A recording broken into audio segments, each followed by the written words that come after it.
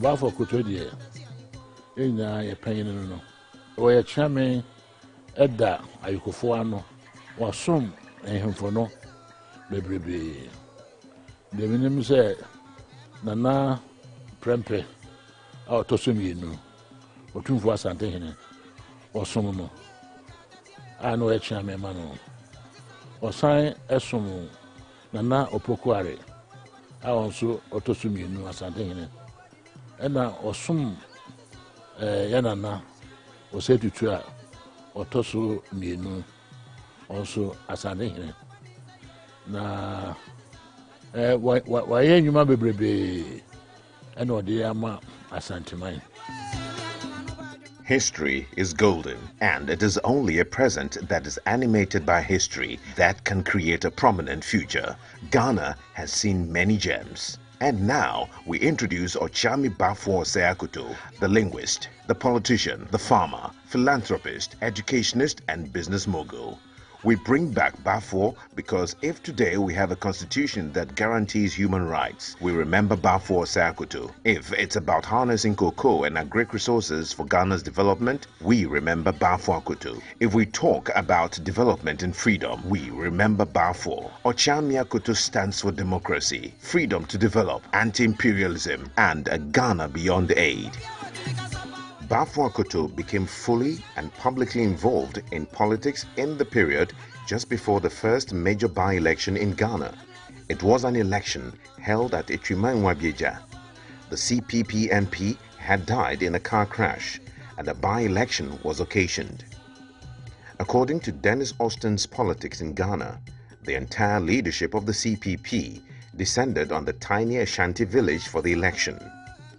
It included Kojobochiu, Krobeduse, and Bedema. The opposition, led by Baffour, managed to match the government in the campaign, and eventually the opposition candidate B.F. Kusi was elected by a landslide. The opposition gained a new seat in parliament, and this set the tone for the growth in the agitations against dictatorship, concerns about the role of cocoa farmers, and the push for federalism. All these matters culminated in the formation of the National Liberation Movement, formed by Baffour Akoto, with the tacit support of their Santehene, Prempeh II. Baffour Akoto die wa konko dine na waji santeman so esi ho wa ma santeman so ani mo benyam ene wa magana nso abenyam efsansa nya Baffour Akoto a ka bibia ni ho se MPP wan ko fa MPP bae na MPP na wo firi ne MPP ne maame ne hwan MPP ne papa ho ene hwan MPP ne papa ne maame ene NLM yes all hwemu a na wo ye mu nyina no e free National Liberation Movement mu National Liberation Movement no e sande hene party ene wo de ne chairman e de to ano the chairman Baffour Akoto nso wo konko dene e ma ya kopum awieye.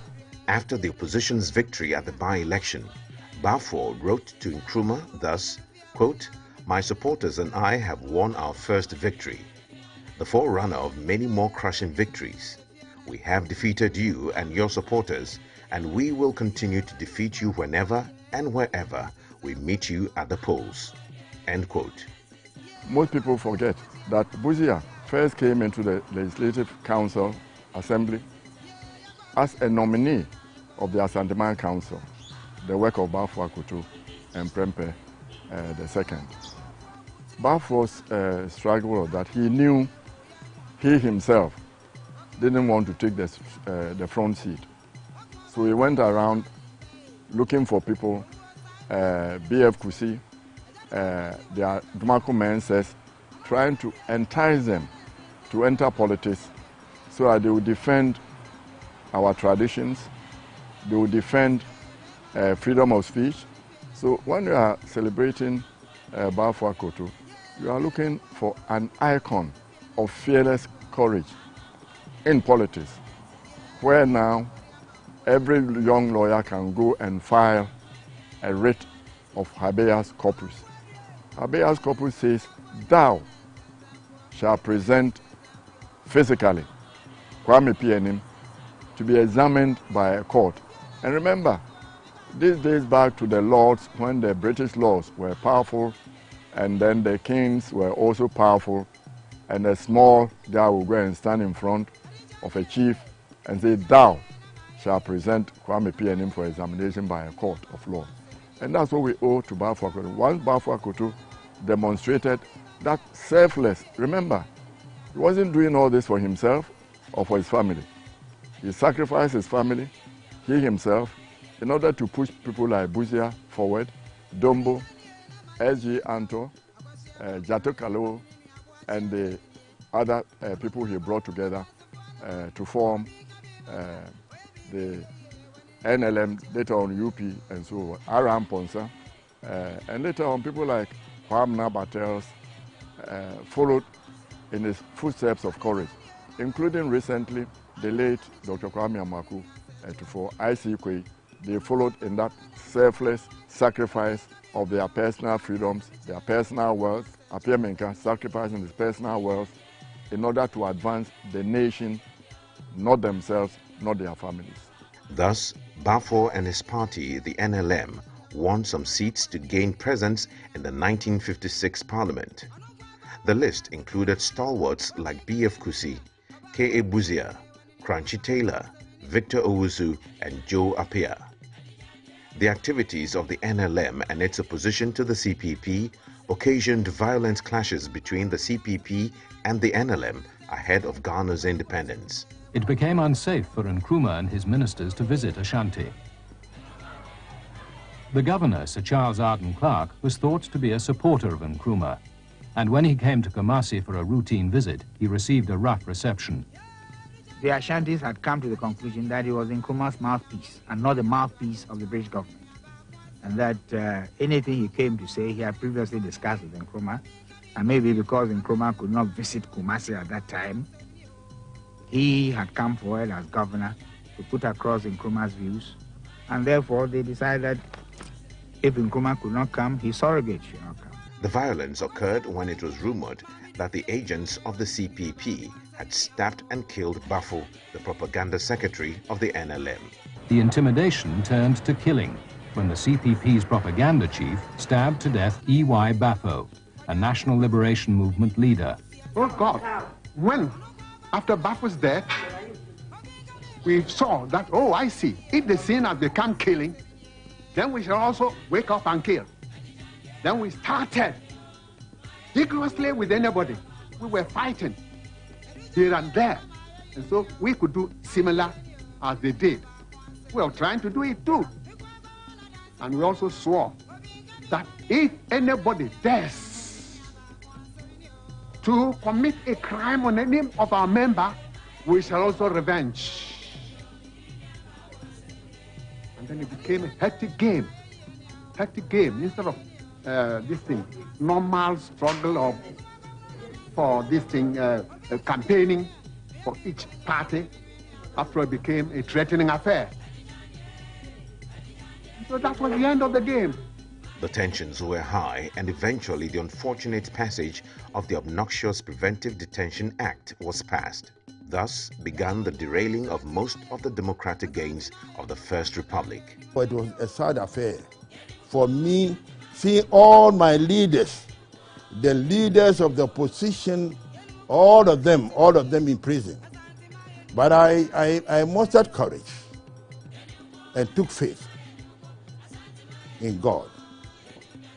In 1959, Baffour Akoto was also arrested with some others. In 1961, J.B. Dankwa with 49 and others were also arrested. And then all over the country, in fact, the leaders of the opposition were also arrested one by one. But the fact remains that, to our utter surprise and dismay, we found the CPP gurus and the organizers also being brought in. CPP gurus and organizers like the one who brought Kwame Nkrumah, Akwaji. Hey Akwaji, what have you come here to do? And then the general secretary of the CPP, all of them. And then the entire staff of the CPP at the headquarters were all arrested. The drivers, the van drivers, the organizers, and we had them, top men like Kwatila Kote, Ahmad Ibrahim, and so on and so forth. Lots of them being brought into prison. Even some DCs were also brought in. In fact, we saw most of them. Then we realized the fact that those who help dictators to come to power are first actually to suffer the consequence of dictatorship. The incarceration of Baffour Akoto under the PDA led J.B. Dankwa to file a habeas corpus application in the High Court, demanding the court to order the physical presence of Baffour and the 7 others to determine if their arrest was warranted. The application was expectedly resisted by the learned Attorney General, the Honorable Jeffrey Bing. Indeed, Ochiame, senior linguist Baffour Osei Akoto, has left a very big tradition by his suffering in prison, by his suffering, and by the industry of one lawyer, J.B. Dankwa, who will not sit by when something wrong was happening.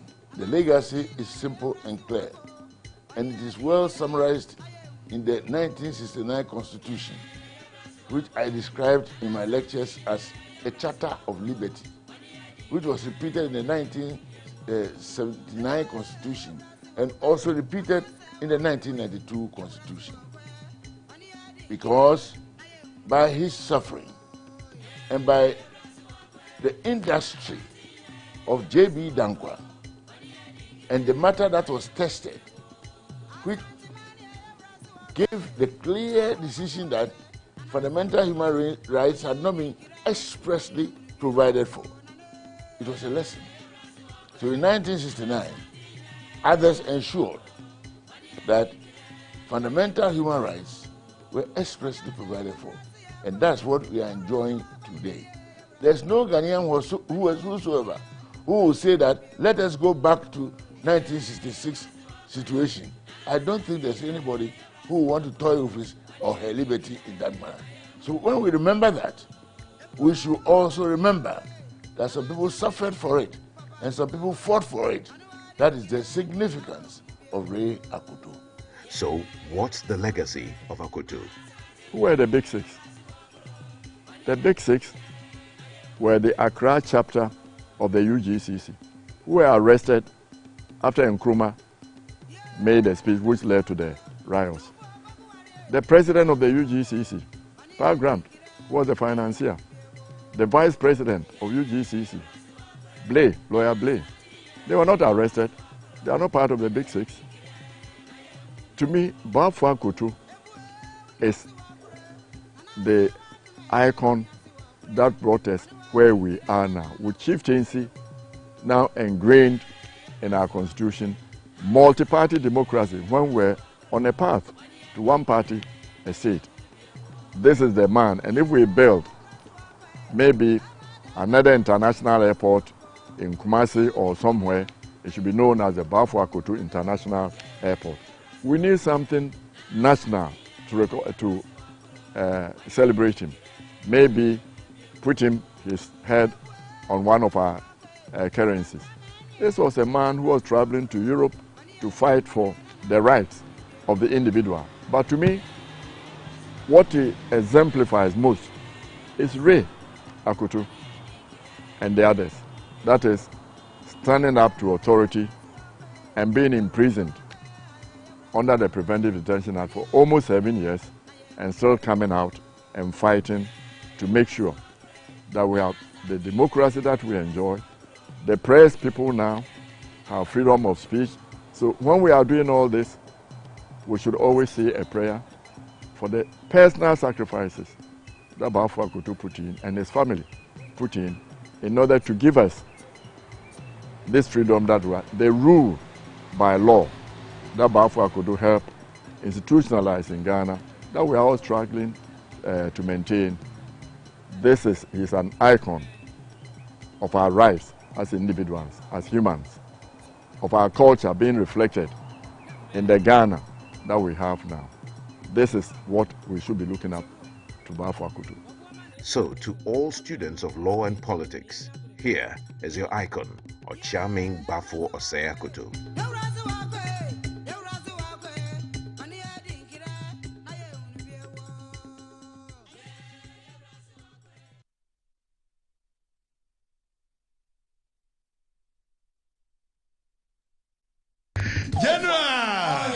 It's embarrassing me. And then echo. Yeah, Malam Yohane in a pound. Oh, my days. Come as you are. Omo kasi no more baby kasi. Omo kawaya. No, I be before. Haruna Nina. Only Haruna do. Can't say, Haruna and so betting to say, is the idea, yes, you see you. Ah, sir. Malam Yohane Casa. And the Yentino. That your back. Yen koto emo emre schools no sika e wo se ye de hwe enkwada under free SHS no asawe so senior high omusika ye de beba bema omo headmaster no akọ asawe so jom no akoto bayre watoto gari wakoto emo. Ghana Education Service together with Charles, it was a pledge in the NDC manifesto to get this back to headmasters, bursars, and others to do it in order to keep the local economy going. But it appears that at many levels, the quantities and quality of the food is just not good enough. Hey! Government is considering a reversal of the policy, but at least for perishables and others up to 40% of that provision will still be provided by the Conference of Heads of Assistant Secondary School. We. I don't know what you how away acrobat to where do you we anyway.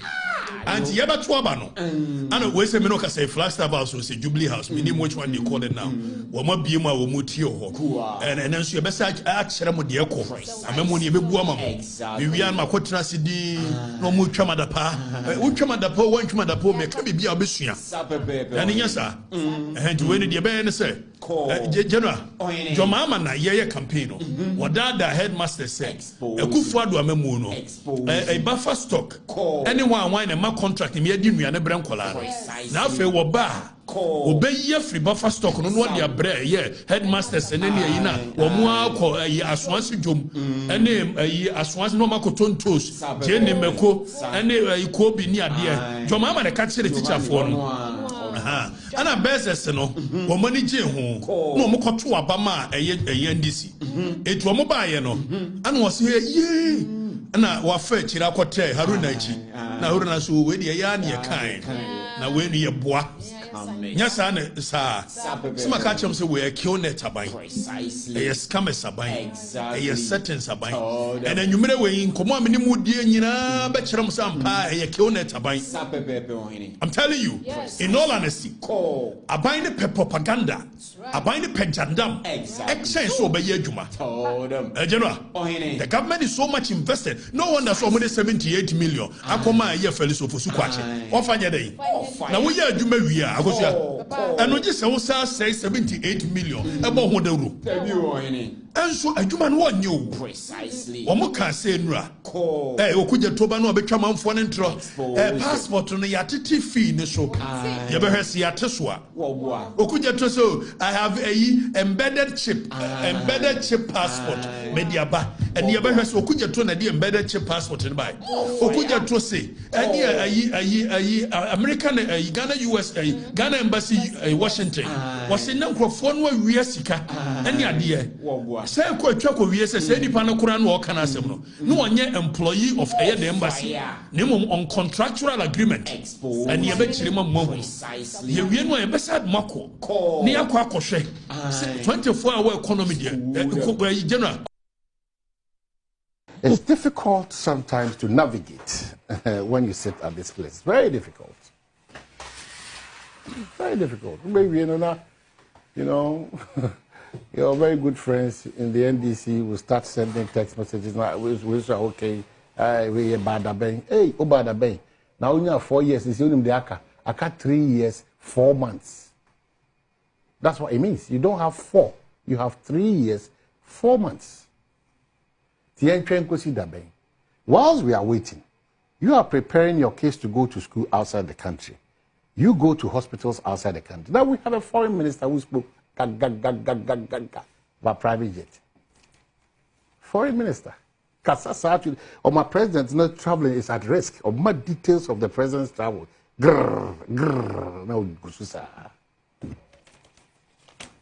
Today, go to the embassy there. In America, na say the Ghana for pile omu ye omu mama ni papa no me free mu visa acquisition just a decision by an individual. Cause a big mess. Because he has the power. Every institution does not work unless there's a change of government. Now for you for Yajima, and then before Yajima, national kids for Yajima, police for Yajima. When there's power like this, MDs need bianyam from Soda. NPP for the year. When they change, they will after the Yoko bad national kids. You ask them no way. See, Munja or Munomu occupy space, there's young kind of cray. Yet it's sure more Rambo style near warm films. Allow them that space. They know it's a game. No, sir. Yoko cut that, and then this was it. To change people for sir. The Omani called ditch. You can't want to see. Do you think that after 12 years or 8 years or 4 years, the NPP government will come and smile at MDC people? Is that what you're thinking? That they will preach forgiveness? Is that what you're thinking? Say a shot of no. I mean, a unions. No. A shall be out. A central phone.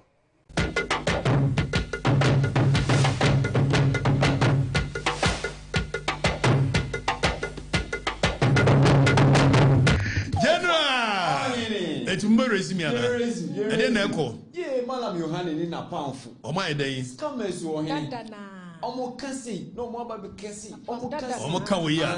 No aye bi fufu. One Haruna nenya. One Haruna edusu. Can say na Haruna nso aba betin to say sisi ade yeso ye ni say you.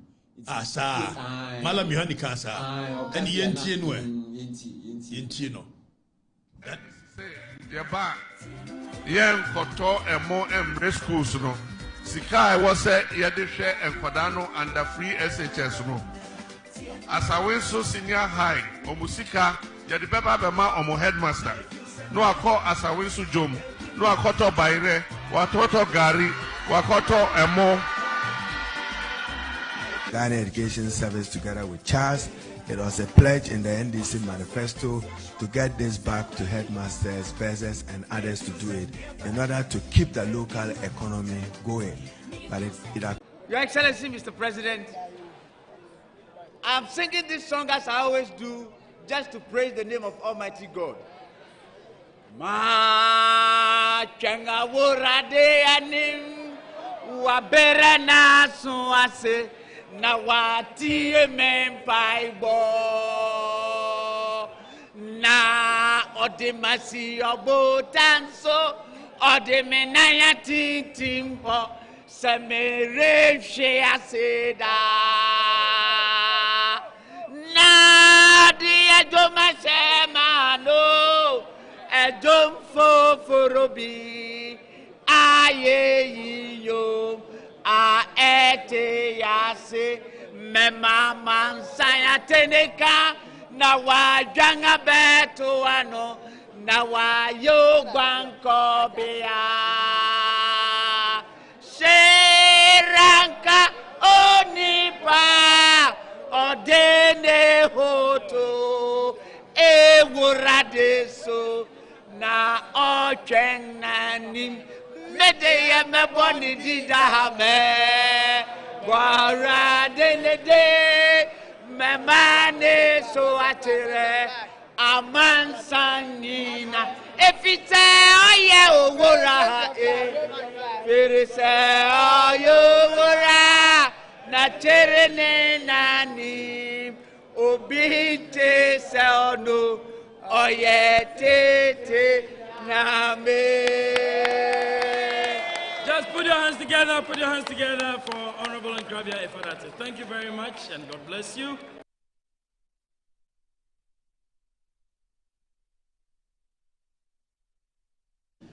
Welcome to the show. Good evening. Thank you very much for your time. Tonight, Professor Ransford Gyampo is here in the studio. Prof, good evening. How are you? I'm fine. Good evening, Paul. New looks. Yes, new looks you won't understand, but we know what it is. Oh, I thought it would show Professor Gyampo. They're showing him. Okay. Yes, okay. Yeah, so that's Professor Gyampo. Prof, you were on Key Points on TV3 last Saturday. And you're usually on, aren't you? Yes, when I find the time. I'm going to ask you a few questions about why has the university lost your skill, your expertise, and all of that. You tell us about it. But just before then, let me go on the touch screen and announce to people what Kwame PNM did earlier today. We have a lot of MPP conversation. Professor Gyampo's interview is just 15 minutes, and then we have to let him go. He's very tired. And then we'll get onto our politics. So today, we all saw in the afternoon photographs on social media. I got my copy from the Leonard Joe Gatti, the former Attorney General, who first sent it to me. And I texted him and said, what's happening? He said, well, does the area look familiar to you? Because I think that Joe and I have had a meeting at the Villa Monticello before. It's a place in the airport residential area. They have nice bread. So if you want to go there, you can go and eat nice bread. So I said to Joe, I don't know whether we met some 2-3 years ago. We had a long meeting 2-3 years ago where we argued quite a bit. And then he says, does the area look familiar to you? I said, yeah. I said, what's happening? Then he sent me the photograph. So apparently, the legendary Kwame PNM, who would have been the MPP's presidential candidate in 1996, but for the Supreme Court ruling against him, which is still being studied by students, the case is entitled Ekwam versus Kwame PNM. So if you are a young law student, read Ekwam versus Kwame PNM. It's a major constitutional law issue, which brings out the Kelsonite theory and the theory of the legitimacy of military coups you know that in political science, and Gyampo is here, so I'm comfortable talking about it. We talk about legitimacy, political legitimacy, legal legitimacy, popular legitimacy, and all of that.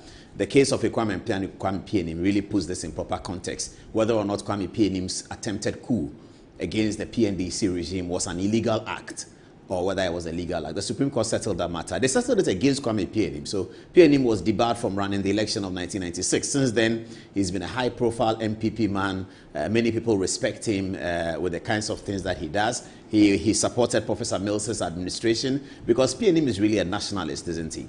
Now, today, he called the MPP people, and this is the first time Kwame Nkrumah had done anything MPP, directly MPP in the last maybe 3 or 4 or 5, 7 years.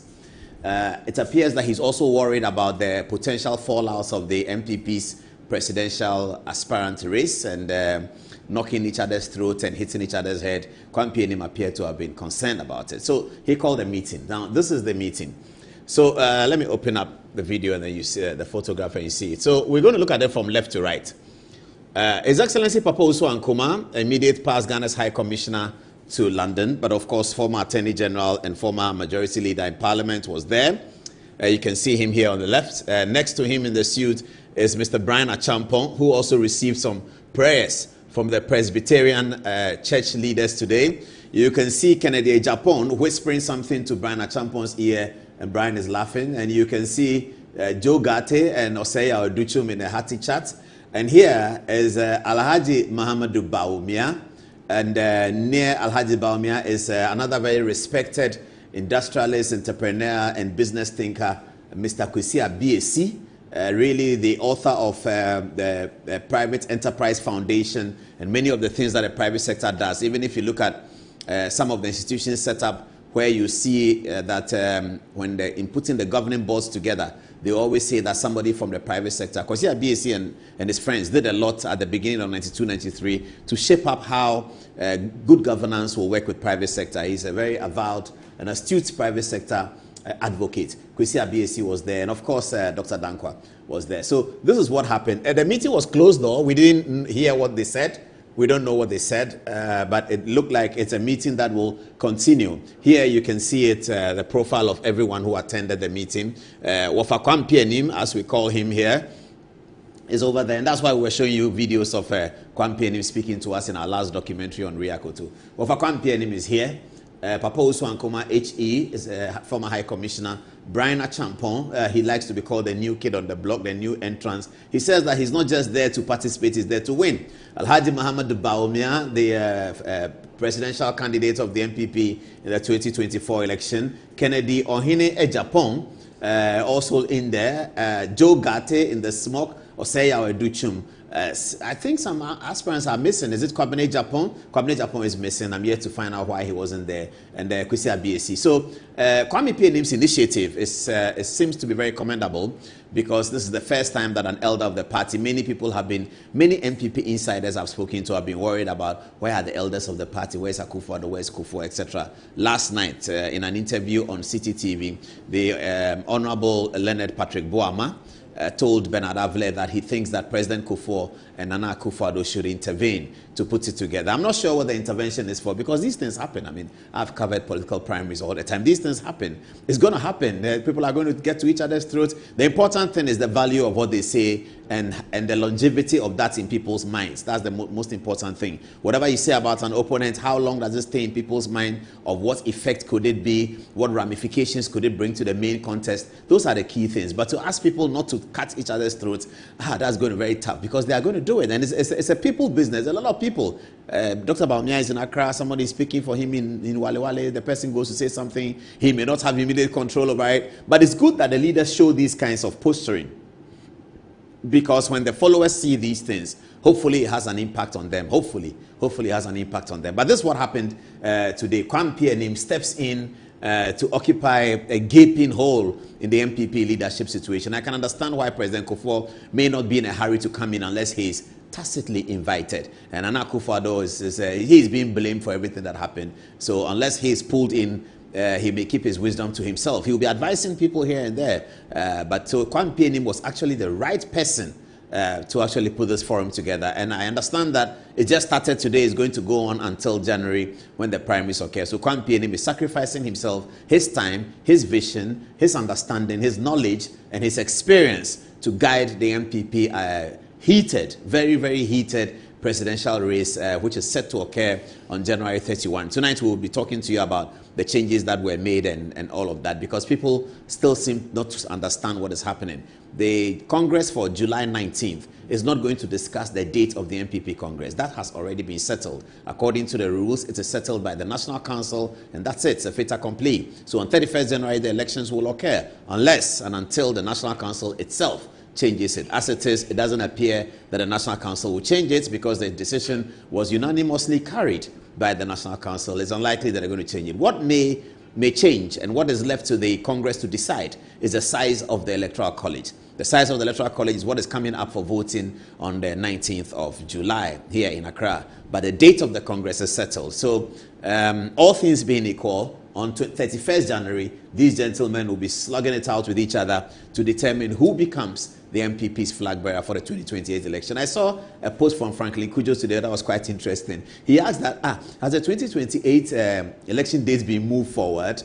And it's very interesting, because he's wondering why there's so much political activity in the opposition party. But what can opposition parties do? They have to prepare themselves for the next election. This is very peculiar, and history will write it down whether the MPP was right in electing their candidate soon after the last election. If the MPP is successful in doing this, I'm sure it will become part of their political culture. When parties lose elections, they will want to elect their candidates, and they will say that the MPP did it and the MPP did it. Let's see what happens. So congratulations to all of them. Especially Wofa Kwame Pianim and Papa Usu Ankoma and Kwesi Abiesi. Congratulations to you for deciding. I'm not sure why Kwame Pianim selected Usu Ankoma and Kwesi Abiesi, but it looks like it's well thought through. Usu Ankoma has been majority leader, he's a member of parliament, he's been attendant general, he's been minister for interior, he served as high commissioner, so he kind of cuts across. He seems to know what is happening everywhere. He was a three-time member of parliament for the Second Day constituency until it was divided into Second Day and Isikado. Joe Garte was the Isikado MP, a very close friend of Papa Usu Ankoma. They were both in Second D. So also Osei Aweduchum is former Minister for Education. Kennedy Ojehine Japan is the only one who has not held a ministerial position. Historically, among the group here, it's only Kennedy who has not held a ministerial position. He must have done well to achieve such prominence in MPP without ever holding a ministerial position, shouldn't he? Yeah, so you can say that for him. Of course, Dr. Bawumia also has not held a ministerial position, but Dr. Bawumia is the one who has held the highest office in the land among the group. He was a vice president, a very distinguished one at that, and also the MPP's presidential candidate. So Dr. Bawumia is the only one here who has been on the ballot, isn't it? Yes, he's the only one who has been on the ballot. He was the MPP presidential candidate the last time. Brian Achampong, I spoke to him this afternoon, and I was congratulating him for submitting himself to the Presbyterian priest. We both went to Presec, and so we understand the Presbyterian code, and we exchanged a few Presbyterian conversations. Good evening to you, Brian. I called him up. I was very happy that he picked, because these guys are busy. Once I called, they ran twice, and he picked, and he said, hey, other day, we spoke about that. So Papa Usu Ankoma I will be speaking to soon, because when he was in London, whenever I go there, I sit with him, and we had long conversations about politics. It was always a blessing to be with Usu Ankoma in his official home in London, and we had very long conversations about politics, going late into the night. And he will always come and see me off, and we talked a lot of MPP and NDC politics. Maybe sometime I'll share with you. Papa Usu Ankoma, thank you very much, and congratulations. Kwesi Abiesi has also been is also in there. He was chairman of the GIPC at some point. So let's see how these things continue. Let's see what is going to happen. But it's important for the elders in the big political parties, when these things happen, they have to step in. The NDC is stable right now. Of course, a party in power will usually be stable. But when they have their problems, I'm sure the elders will solve it. The NPP is in turmoil, and that's why Kwame Pianim stepped in. Let's see whether his efforts will yield anything. 15 minutes at top of the hour. So now I go straight to the interview with Professor Ransford Gyampo, the newly appointed, is it Director General or Chief Executive? Chief Executive of the National Shippers Authority. Ghana Shippers Authority. Prof, so the university, I did an editorial here when you were appointed. I said that The university is losing people like you to public life outside the university. How? What are your students going to do? But who told you the university is using us? Haven't you been lost to the university? Are you not working at Super Authority? I've not been lost. I am coming from the lecture hall, straight to the lecture hall to this place. Oh, you are teaching? I'm teaching. Oh, fantastic. I am the only CEO who is on secondment to the Super Authority, and still I'm teaching for free. I'm teaching all my courses, supervising all my dissertation. So do you find time to do that? Yes, I mean, I have multitasked. So how many courses do you teach? Remember, I used to work at the IEA 14 years, and I was combining that with teaching. Okay. But that's kind of related. IEA work and university work is related. There's research work. This is very different. It's about how to structure your own time. Lectures start at 7:30, and so you can go do your early morning lectures afterwards. I mean, Professor Gyampo, those days he used to teach us. He would come early in the morning. Professor Michael Kwe, those days he used to teach us. He would come early in the morning and teach and then go to do their regular work. And so for me, I am too young to abandon teaching for anything. Oh, I'm so happy to hear that. Regardless of wherever I find myself, if I'm in the country, I'll teach whatever. So you are teaching like a full-time teacher. You are marking scripts. You are marking IAs, doing exams. My appointment started. I got my appointment at the end of January this year, and it was in the middle of the semester. The semester ended. I conducted the exam, graded scripts. We are in a new semester, and I'm teaching Poly 442, Poly 356, and then I have some PhD students that I'm supervising, and I have dissertations that I'm supervising. So, but why are you not being paid for that? No, you cannot be paid by double the same government twice, and so I do that for free, and then. I see. So you attend faculty meetings? As and when I have the time, I'll go. So far, ever since this semester commenced, I think they are yet to have their meeting. So if it is held and I have the time, I'll go. But the teaching, I'm always in the classroom. Oh, that's interesting. But I'm coming from the lecture hall to right this now. place. Yeah. Oh, congratulations. So I'm saying your analysis you did, if you had consulted me, I'd have told you to tamper that analysis with some trepidation, because your rule that you set was not going to fit for everybody. I mean, there are others who... But you are doing that as a nationalist, as benevolent. You don't have to do that. I don't have to do that. I mean, why? Another lecturer will say that I'm too busy, I can't do it. Well, I know, but I think I have so many things in my head that I want to continue to impart to the younger ones. And so I don't see why... Wherever I get to, if I'm in Ghana, I'll still try to go tell students some things. But you're not doing UTAG anymore? Oh no, I stepped down and I allowed my vice president to continue my unexpired term and when I was appointed. So I mean, right from the day I was appointed, I met with my UTAG members and I explained to them that so I cannot go on. Of course, if you don't want to be seen as having been conflicted or anything, and so I stepped down. But behind the scenes, if there is anything that I'm able to do for them, I do. Oliver Vomaho was supporting you on social media earlier today about something you said about Kisi Ajabe. It's generated some confusion. Your concern was that he should tread cautiously. What was the point about it? Paul, I think we had a discussion on TV last Saturday. I expressed a concern. He had every right to come and also clarify to Ghanaians that he has all the good intentions. And I think he added a line in his press statement that I found unfortunate. I responded to it. And I want to leave it as it is. I mean, in Ghana here, at least I've demonstrated to many discerning people. I'm not talking about people whose minds are fixed. I've demonstrated to many discerning people that when you are talking about those who love Ghana, you cannot count all of them. You cannot count them without me. And so when it comes to the love of Ghana, I love Ghana. When it comes to doing the right things for Ghana, I want to be associated with it. And so whatever good works that the OSP is doing for Ghana, I am in full support of it, and I do not want that thing that happened. In fact, I had a lot of things to say, but at the same time, if I want to go on that tangent, it will look like I'm fighting the OSP, and I want him to remain focused in prosecuting whatever mandate. And but you still think he should be careful not to occasion financial loss? Well, I said that, but I don't want to hype it. I've given him an advice, and then it is out there in the public domain. But what I don't want done is to be seen to be fighting somebody who is also helping Ghana to fight a certain cause. I don't want him to feel distracted, and so I don't want to dwell too much on that. He said what he had to say. I came out to clarify that the insinuation that he made was unfortunate, because I would not be the one who would stand in between somebody who would come or prevent somebody doing the right thing to advance the cause of Mother Ghana from doing so. I won't do that. And so I've clarified, and I don't want to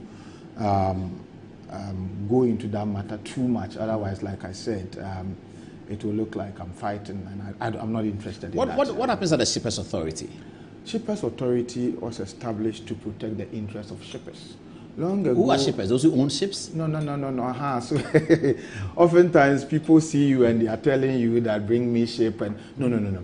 Shippers are those who transport goods, okay, from one country to the other.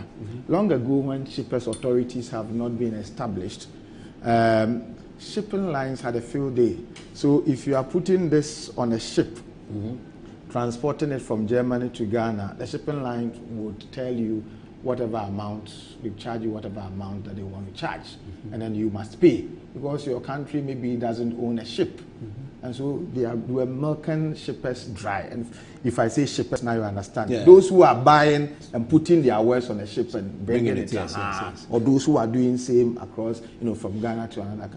So shippers authorities were established across the globe to regulate the relationship between shipping lines and then shippers. Okay. So that when you bring, our law mandates us to tell you to bring us your charges. So when you bring your charges, we would have conducted research across the globe to see whether you are reaping the people, the shippers dry, you are milking them dry or not. So we are able to tell you that this particular charge we will disallow. This particular charge, we think that you should maintain it, don't increase, and order. So we try to come in between the shippers and the shipping lines just for the purposes of bringing a certain regulation that will ensure that shippers will be able to go about their duties with their interests protected, and then shipping lines would also not be taken advantage of by the shippers, because sometimes as a shipper there are certain goods you are also not supposed to put on a ship, and so we try to create that balanced relationship so that the two will be able to. Without shipping, there is no international trade, okay? And without international trade, we've taken trade as a given, but without trade as a whole, no nation's effort aimed at bringing about development will see any meaningful light of day. And so we do all these things with the view to also promoting international trade. And when we talk about shipping, we are not only talking about the one that takes place only on the sea. Shipping takes place in the air. It takes place. That's called shipping as well? Yes. The freight. So one day, I'm sure, I know by now, Ghanaians know I'm a bike rider. One day something broke on my motorbike and I went to see the mechanic and he said he has to ship it. And then later he said, yes, he's gone to the airport, he's brought it. I said, so you understand shipping? I said, yes. Shipping takes place also in the sea. So we are talking about shipping as in the movement of goods from one place to the other, both in the air, on the sea, and on the land. Oh, I see. Yeah, that is shipping. And so the mandate is extensive. Yes, within these three areas that shipping takes place, we go there to make sure that the interests of shippers are protected. And so if somebody is moving a truck from Ghana to Ivory Coast, carrying tomatoes or something, we are interested in ensuring that they are not unnecessarily harassed by security agencies and all that. We do all these things just for the purposes of ensuring that the interests of shippers are protected and trade goes on in a manner that will bring some developmental value to Ghana. Oh, wow. That's interesting. Yes. So that's what the... Okay, good. So do you have your governing board in place already? The governing board, I'm sure somewhere next week it will happen, because I'm aware tomorrow Gapoha and Ghana Maritime Authority, their board will be inaugurated, and I'm sure that either in the course of the week or somewhere next week we would also have ours. So you're a regulator? Is it? Yes, it's a regulator. Okay. Yeah. So what's the relationship with Gapoha? Oh, Gapoha has the ports, and shippers go to the port to do their work. And so as they are operating in the ports, whatever happens to them in their relationship with both the port owners and shipping lines, we think that's affecting them. We go. So sometimes we've had to meet. In fact, I'm almost always meeting with my senior brother, the Director General of Gapoha, trying to resolve things. Sometimes shippers complain about Gapoha, and then we go to Gapoha, and then we try to talk to them, and then they also would blame the shippers. And we try to manage situations and resolve. So is your experience as an academic, as a professor of politics, helping you? Yes, I have been trained to be receptive to learning. I've been trained to be adaptive to all situations. And so you are managing situations. And you are there because also you have people who have been there for 30 years. You have people who have been there for 30 years. Shippers Authority? Shippers Authority is 51 years old. Oh, is that old? It's 51 years old this year. Oh, I see. Yes, so you are there with people 73 or something. Long, it's been established long ago. And so I sit on the laps of those who have been there for long, and they're able to guide you. I don't antagonize anybody. When I went there, I had a simple message for them. I don't care who recruited you and who brought you in here. The most important thing is that we have a work to do. And so I demanded loyalty, commitment, and hard work from them. And I told them, if you are going to give me this, let's work together. And so far, it's been so good. And I listened to them. I'm thinking about prosecuting the mandate of the authority in a manner that would fit into the realization of President Mahama's agenda of ensuring that the cost of doing business in Ghana is brought down. And so for me, what I will do to make the president succeed in my small corner, that's all I'm focused on. Let's shift to, once you're here, let's take the next 5 minutes to talk about constitutional matters. You've been at the IEA for that long. Are you still in touch with the IEA, by the way? Occasionally I speak to Jim Mensah, and occasionally I speak She's now the electoral commissioner. Yes. We relish those moments that we used to work together. Sometimes I speak to the husband, Dr. Charles Mensah, and then some other officials of the place. Occasionally we speak to them. But I've always said that it was the IE that trained me. It was Jim Mensah who trained me. And so I cherish the relationship I have with them.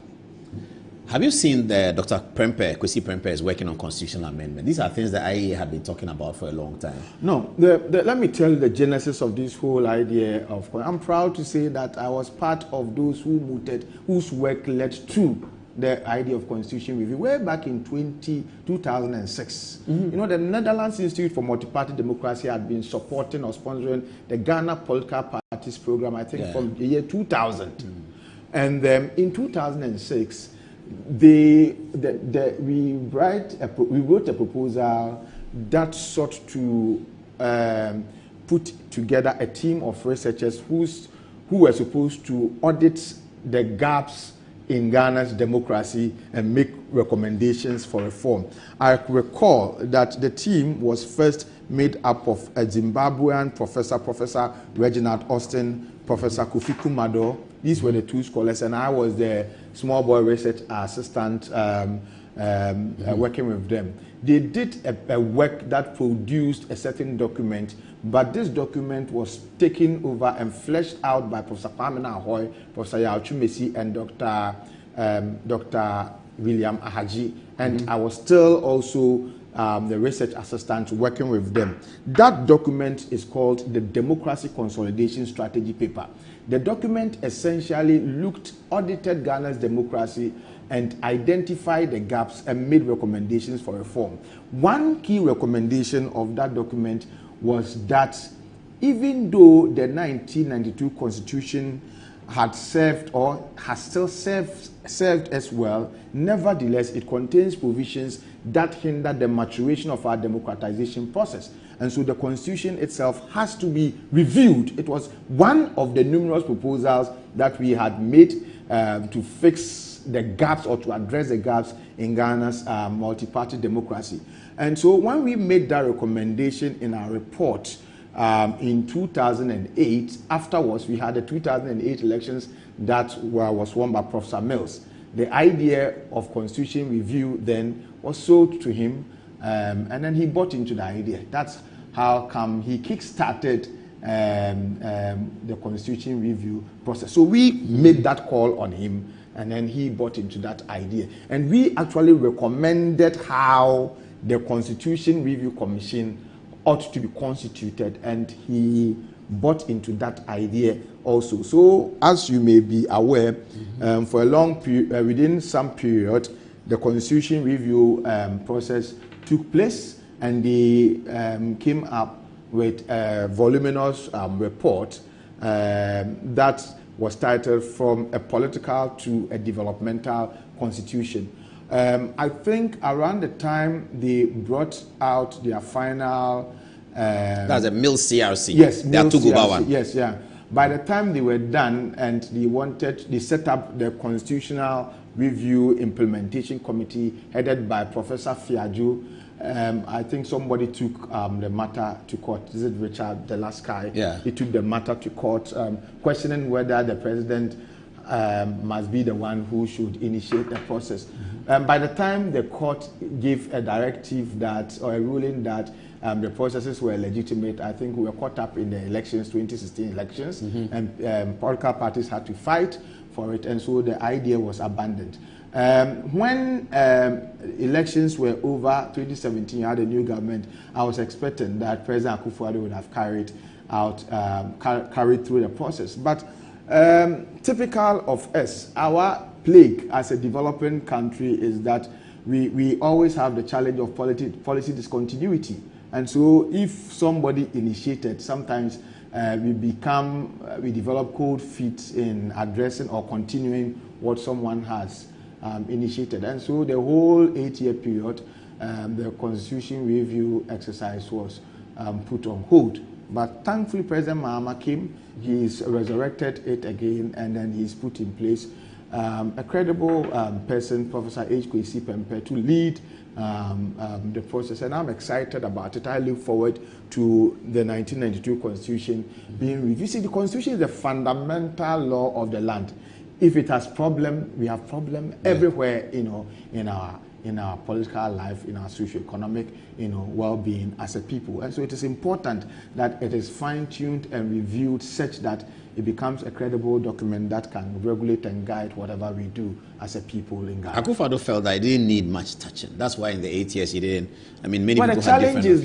The challenge is that when the Constitution review process was ongoing, he was consulted and he didn't say he didn't need much touching. And then the challenge has also been that, you see, we cannot determine our political future. We cannot allow those who hold power alone, okay, to determine our political future. Our political future and destiny must be determined by we, the people, ourselves, not by just politicians. But what I see is that a politician supports one thing when he's in opposition.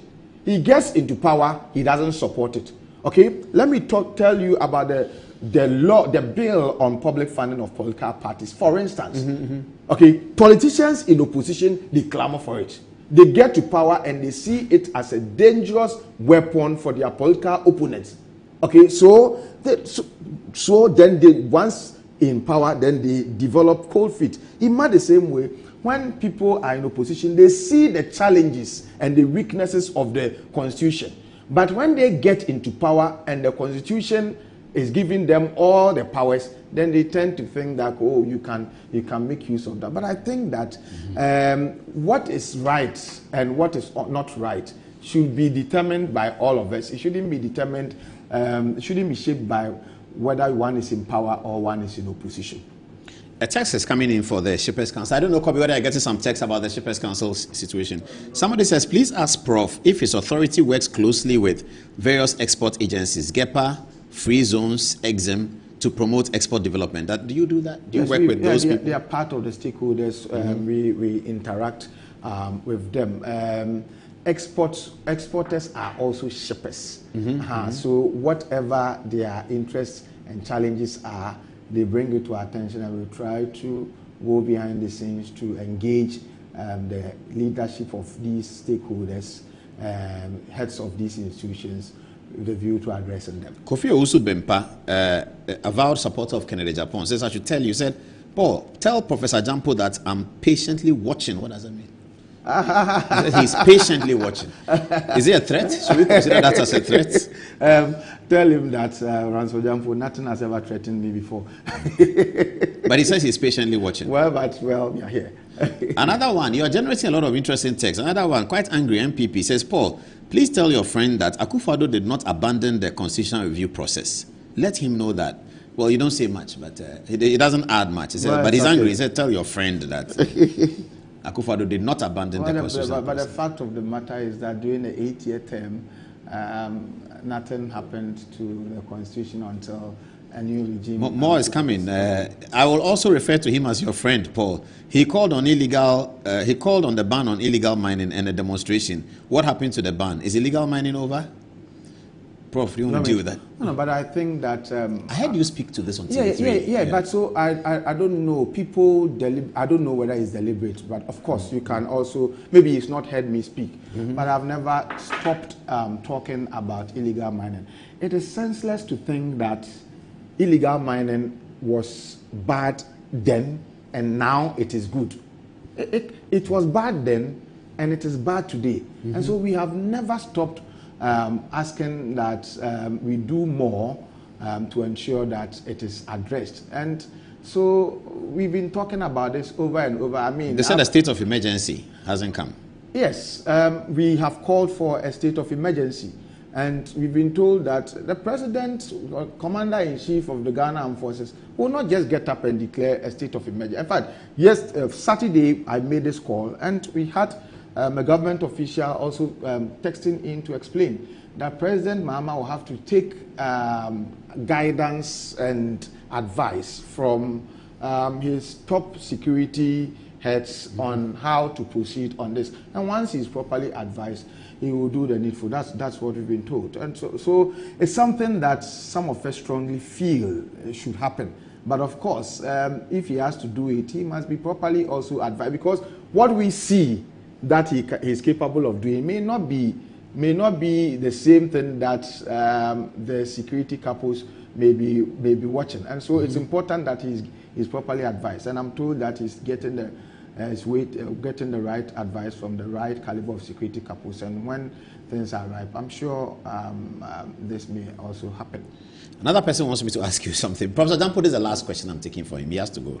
It's controversial. Chief Justice removal. You're a political scientist and an authority on good governance. Chief Justice removal. Professor Ransford Gyampo. What do you think? Well, let me see. My general view is that I wish we are able to grow as a democracy such that once people get appointed, they themselves also conduct themselves such that their appointment, even though they have secured tenure, their appointment is also truly secured, because then you wouldn't have done anything that would attract people's interests, and people would have warranted maybe the call for your removal or something like that. So my point is, nobody has just gotten up to say that the Chief Justice should be removed. It's as a result of a certain process. People have petitioned. The President has set up a committee as by law, as required by law, and they are looking into the matter. I wish that as they look into the matter, if we are told that the Chief Justice is flawless, or the Chief Justice is not guilty, then let her be exonerated.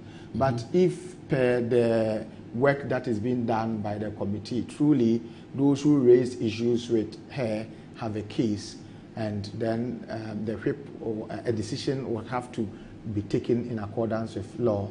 I mean, so will be it. So long as it is not somebody, let's say the appointing authority, so long as it's not the president manipulating anything, okay, but so long as the outcome of the process is going to be fair and genuine, I mean, whatever it could go either way.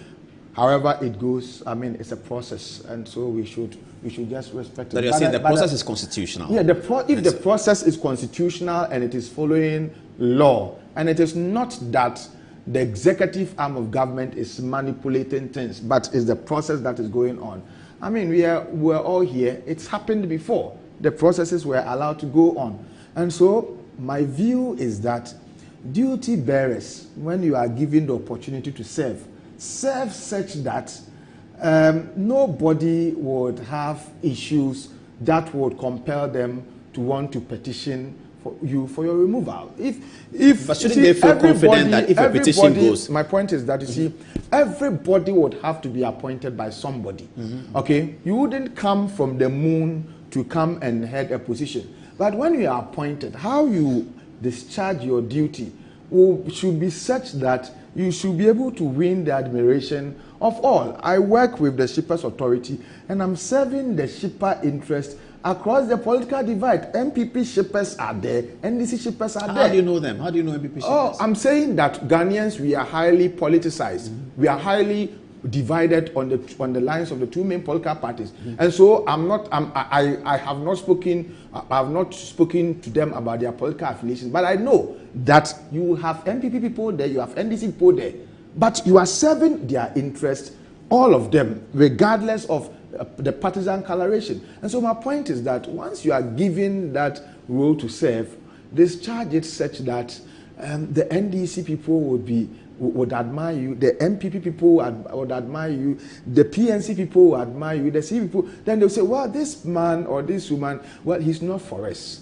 We didn't appoint him, we didn't appoint her, but we like the way and manner he or she is being fair and honest to the job that he or she is doing. And in that case, you yourself, you also strengthen the nation's effort and quest to build shouldn't such persons, shouldn't we have a system where such persons are very confident that going through the process there will be no political underhand dealings? Shouldn't we have that kind of confidence? If we should, do you support the cause that in future such hearings should not be in camera? Well, I do not think that in the first place, looking at the composition of the committee and what is going on, I don't think that if you have a case, you should fear. You see, my father, before he died, he told me that okay, so if your matter, you have a solid case, you don't fear. Look, I applied for promotion to the rank of a full professor of political science around the time that I was fighting with virtually everybody who was supposed to be defending my application. Okay, at that time, I virtually had issues with all of them. But I knew the work that I'd done. And I felt that the work would speak for me. And so it didn't matter whether you liked me or didn't like me. When it went abroad, it came. And the work spoke. Okay, so my point is that if you have a genuine case, should we not remove the in-camera hearing to put more pressure on the authorities to do a good thing? But you think that they are doing something? I've not heard. I don't know. But I think that it depends on what the law or the rule says. What is fair is what I asked for. And so if per their processes, they have to sit in camera because of the sensitivity of some of the issues, that is their judgment, and I will respect it because they are more learned than I may be. No, the law says they should sit in camera. Well, the law says they should. During the process, people in the Bar Association said, no. Put this for the general public to see. People in the Bar Association say that civil society, they should go why don't you consider against the law? Yeah, why don't you consider? I'm saying people in the Bar Association say they should go against the law. Yeah, we're looking for an amendment. But why don't we? So let us sit and amend the law. I was having a discussion with Mr. Yao Domelevo on an issue, and I was trying to make a certain point to him, and he told me that, look, your point is reasonable, but until you push for an amendment of the law is the law. And so if Ghana Bar Association, they are still, not as a group, but some of them. Some of them. Not as a group, yeah. Those who are arguing the way you are arguing, if they truly believe in what they are doing, I think that the best thing is for them to help. So you don't consider it as an attack on the judiciary? This process of finding a prima facie and sending the Chief Justice into the Article 146 process. I don't. You don't see it as an attack on the judiciary? No, so some people see it as an attack. Well, on the I mean, that is their opinion. But if there is a case and somebody petitions and you say it should be looked into, if you describe it as an attack, when the case came, it wasn't that we heard the matter. The presidency got wind of the petition and say, because somebody has petitioned you, we are kicking you out. That didn't happen. They couldn't have done that. Yes. So my point is that it is as a matter of due process. The law itself, the courts themselves, don't they also favor due processes? And so if due processes are being followed and you describe it as an attack on the judiciary, then it means we want us to create a jungle of some untouchables. But in democracy, we are all equal, regardless of your position that you hold. If you run afoul of the law, you must be dealt with according to the law. I was driving and I was stopped by the police, and they thought I'd done something untoward, and they stopped me. They were talking to me, they asked whatever they were looking for, I showed it to them. They said, go. It is regardless of status.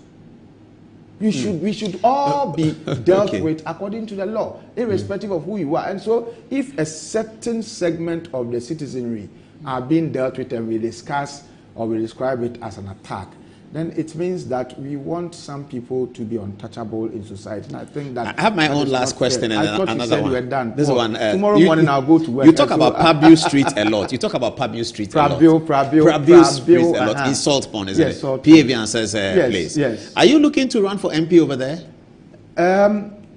I have not, know thyself. See, I haven't developed the skin to be able to run.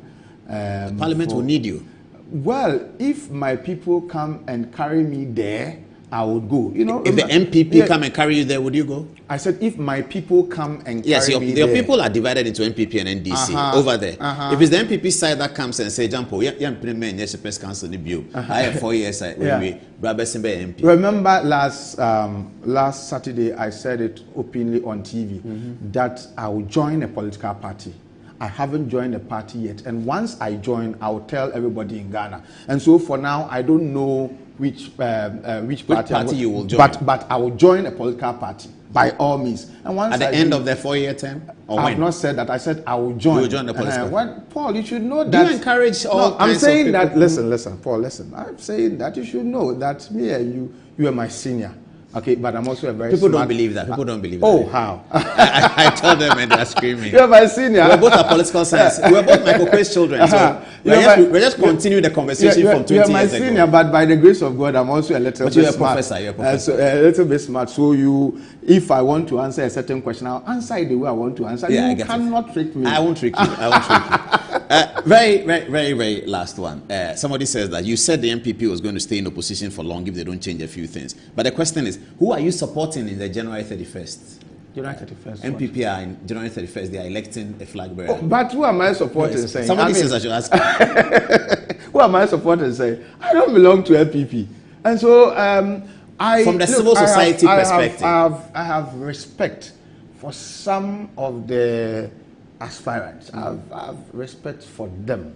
Okay, but I think that the MPP, as it stands now, they have a lot of work to do. Okay, a lot of work they have to do, and I believe that if they would listen to me, they should focus on rebuilding the party, strengthening the party. You see, I believe in multi-party democracy, and I believe in the existence of a credible opposition that would keep the ruling government on its toes. If the opposition is not credible, then you leave the job to the individuals or civil society. Okay, but I think that within a multi-party democratic practice, you need credible opposition parties to be able to keep the ruling government on its toes. Otherwise, he who is cutting a path does not know his back is crooked.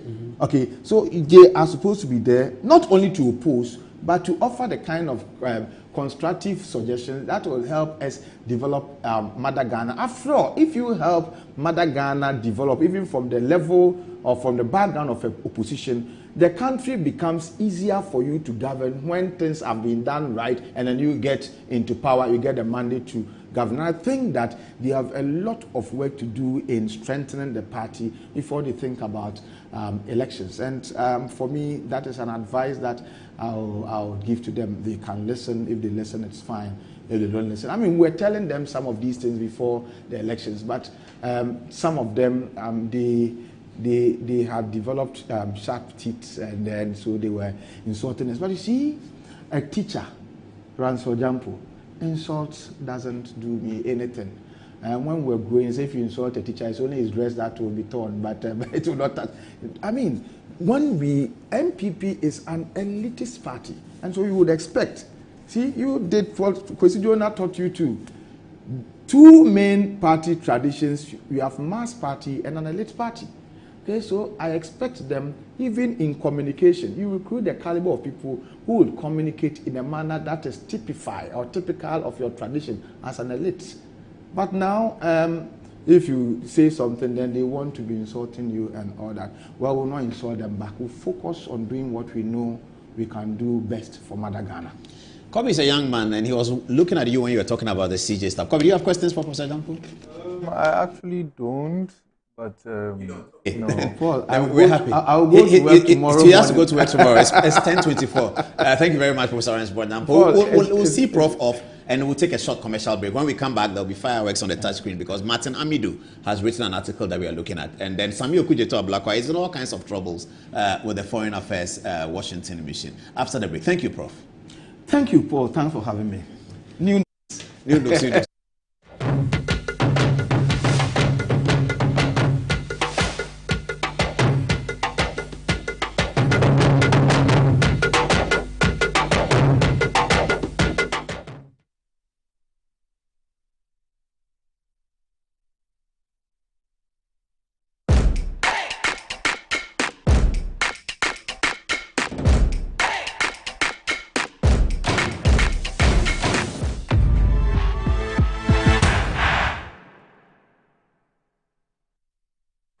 Introducing Betway's Bet Influencer, a groundbreaking feature where you can make money by just sharing codes. He just needs to share his codes and make money. The more his codes are used, the more money he makes. Oh yes, so what are you waiting for?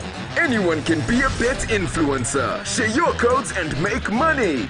Bet Influencer, another world first from Betway. This advert has been approved by the Gaming Commission of Ghana. Betway, get way more.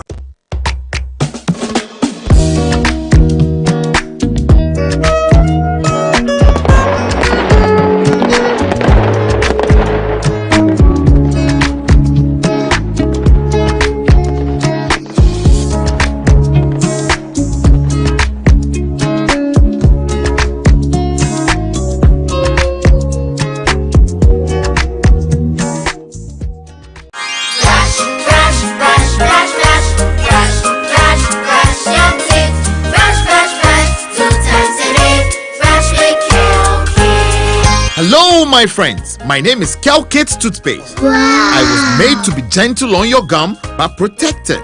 I will protect your teeth from cavity, make your teeth whiter, stronger, keep your mouth fresh all day. And best of all, I'm strawberry flavored. So put on a smile and try me. That's amazing. Just try me. That's my job. If you say so, jump on my brush.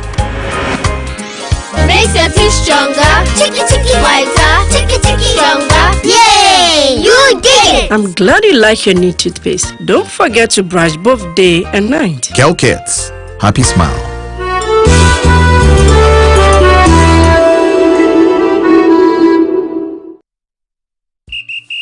After this fufu and pepper soup, I go score goals like them the dash points.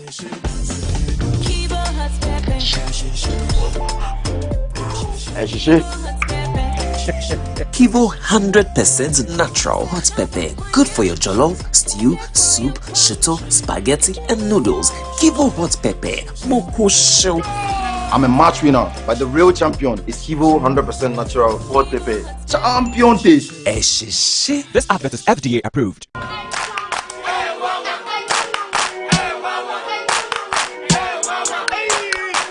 Cratchy, unemu bua unkoisha Dr. Ban uye denwa. Oh, Mr. Yamfani come and me buru wa. Mami do buru. Ni atele be ko. Bra, mumi Yamfani ko Dr. Ban ho. Dr. Ban o ya de. Bra, se ba no mpemu adwuma, sasabro slow. Dr. Ban o ye. Hey, let me call America. Oh, no mpemu nimdi onu na ye expect nya zanfo no. O akra any Kumasi no mpemu expect yen kan kire.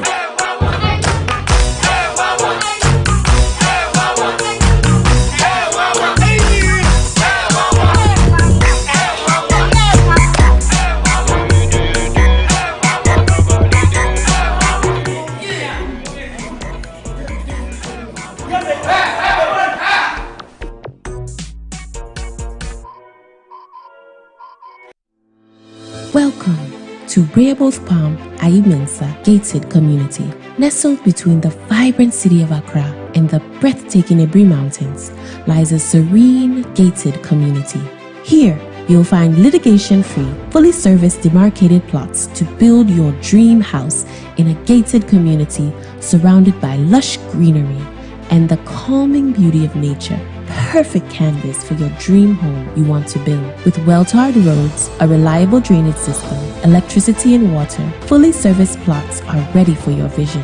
Enjoy exclusive amenities like a swimming pool, tennis and basketball courts, all within the comfort of your community.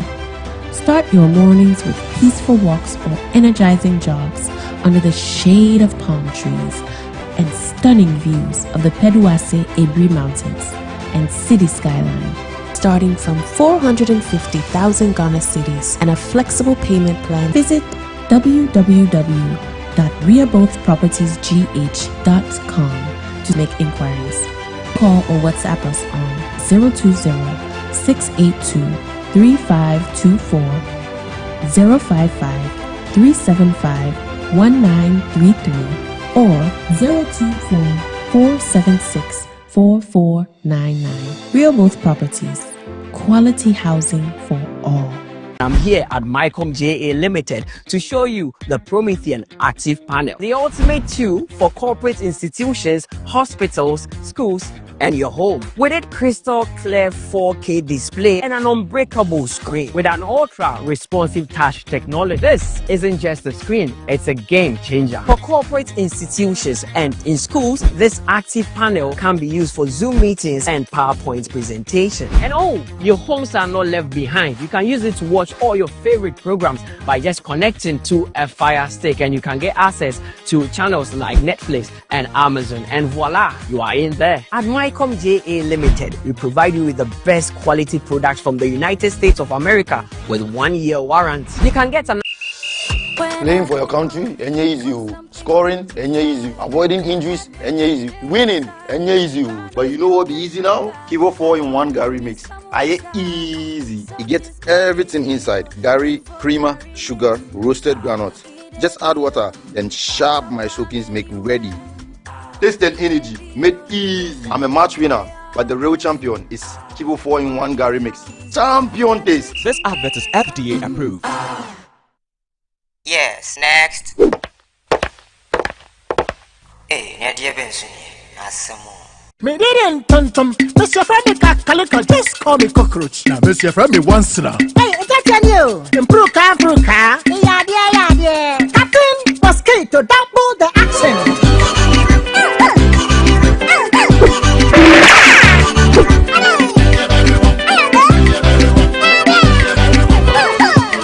Sasso spray. Mr. Freddy Sasso quell. Yeah, go to my Sasso.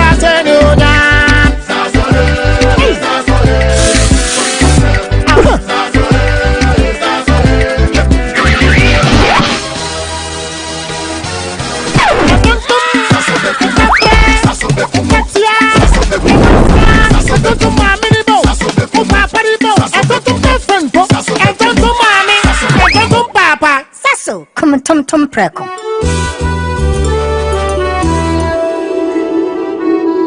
Buy affordable service plots and lands from estate masters. Currently selling our next cottage, located at the newly proposed airport city, with a starting price of 25,000 Ghana cedis.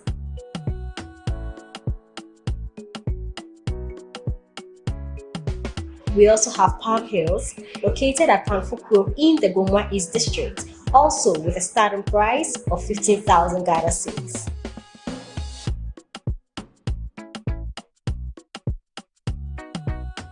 Available also is Coastal Park in Lakpleku, which is a 15-minute drive from the Ningo Senior High School, having a starting price of 55,000 Ghana cedis. You will receive a free site plan with indenture once you successfully purchase a land from us. For any enquiries, contact the numbers provided. Estate Masters, your most preferred estate partner.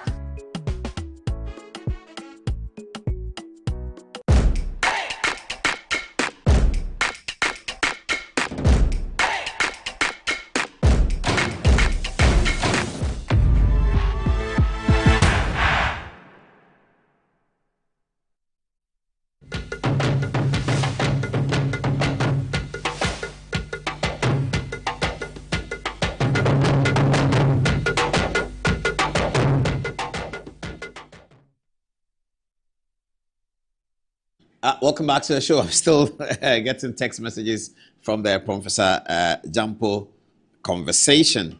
And okay, yeah, this one, let me put it on. Let's get onto the touch screen now and get busy with our stuff tonight. We have quite a lot to deal with, don't we? We are running out of time a little bit, but I have to do this on a humanitarian grounds.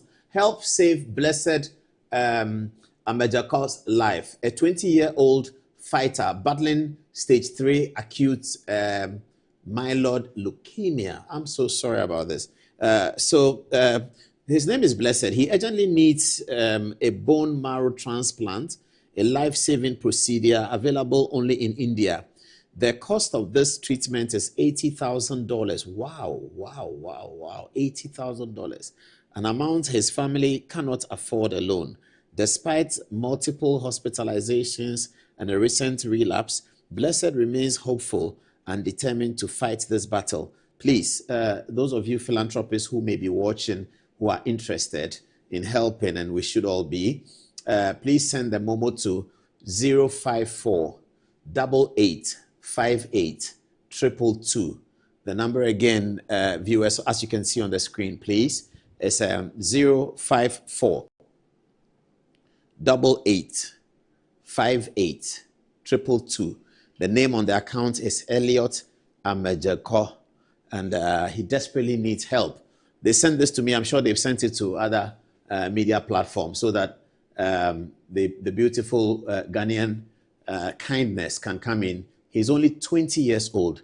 Let's save the life of the 20 years old so that he does not die a short death. This person can become anything, and this person can help people to become anything. Maybe one day he'll be a lecturer and he'll be teaching people. He's only 20 years old.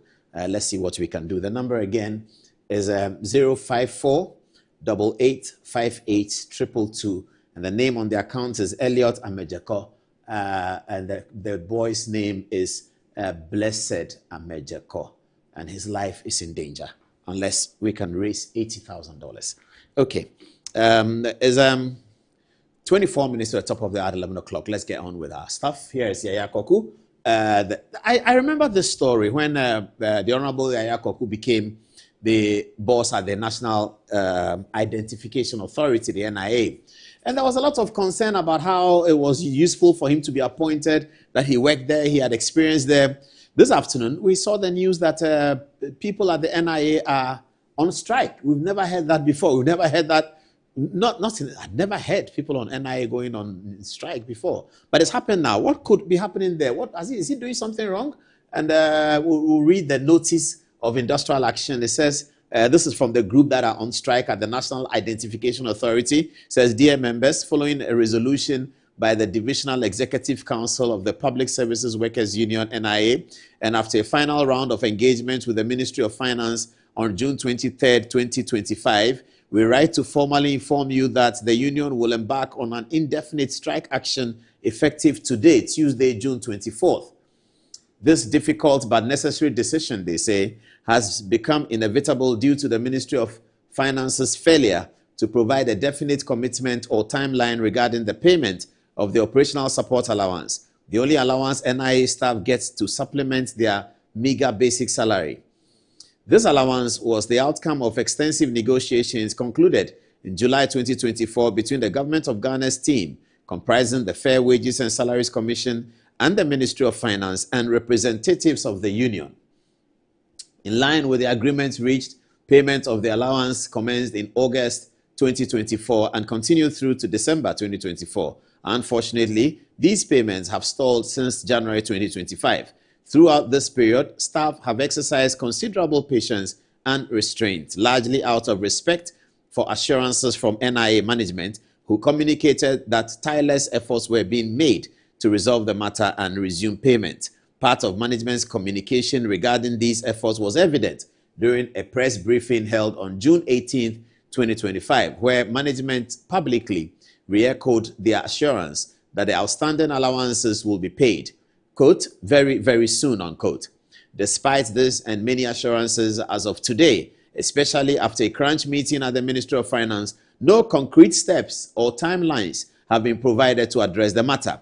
Repeated follow-ups, constructive engagement, and our demonstrated willingness to cooperate in good faith have regrettably not been met with the urgency and seriousness that the issue demands. We acknowledge the efforts of key stakeholders who have attempted to facilitate a resolution, and we appreciate their continued engagement. However, the absence of concrete action from the Ministry of Finance has left our members spread across the head office, regional office, premium centers, and district office under severe financial and emotional strain. This industrial action is not taken lightly. It reflects the deep frustration of staff who have endured this situation for far too long amidst persistent neglect. Consequently, all PSWU members at the NIA are directed to withdraw their services indefinitely starting from Tuesday, 24th June 2025, until our legitimate concerns are addressed and outstanding payments resumed.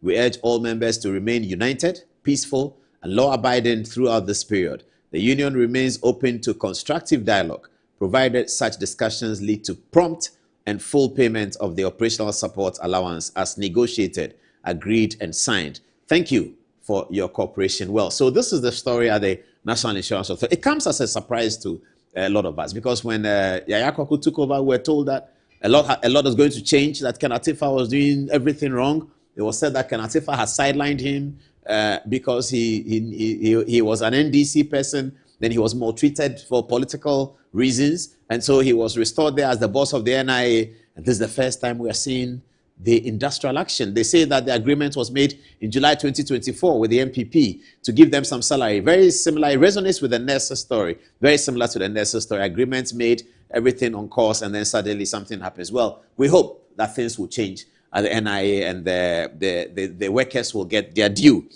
Okay, so that's good enough. Let's now get to the Martin Amidu story, if we have it.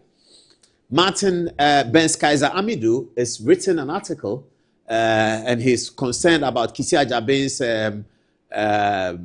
efforts at Ken Ofori-Atta. Many people consider Kisi Ajaben's attempts at Ken Ofori-Atta and extradition and all of that as very personal, fundamentally being that when Kisi Ajaben uses his authority to publish your name, that you are sought after because of Ghana's treaty relationship with Interpol. Interpol will have to publish it once the authority in Ghana says we are looking for this person. But it was said that it was disingenuous because Mr. Kisi Ajaben, the OSP, at all material times was aware where the finance minister was. He was in touch with the finance minister's lawyers, and the finance minister was not running away. He is not a fugitive from justice because he has clear representation before the OSP. In spite of that, the OSP did the habeas corpus. OSP applied the habeas corpus in a very interesting way. He says, present me the body of Ken Ofori-Atta, otherwise I talk to no one, I talk to no document, I speak to no lawyer.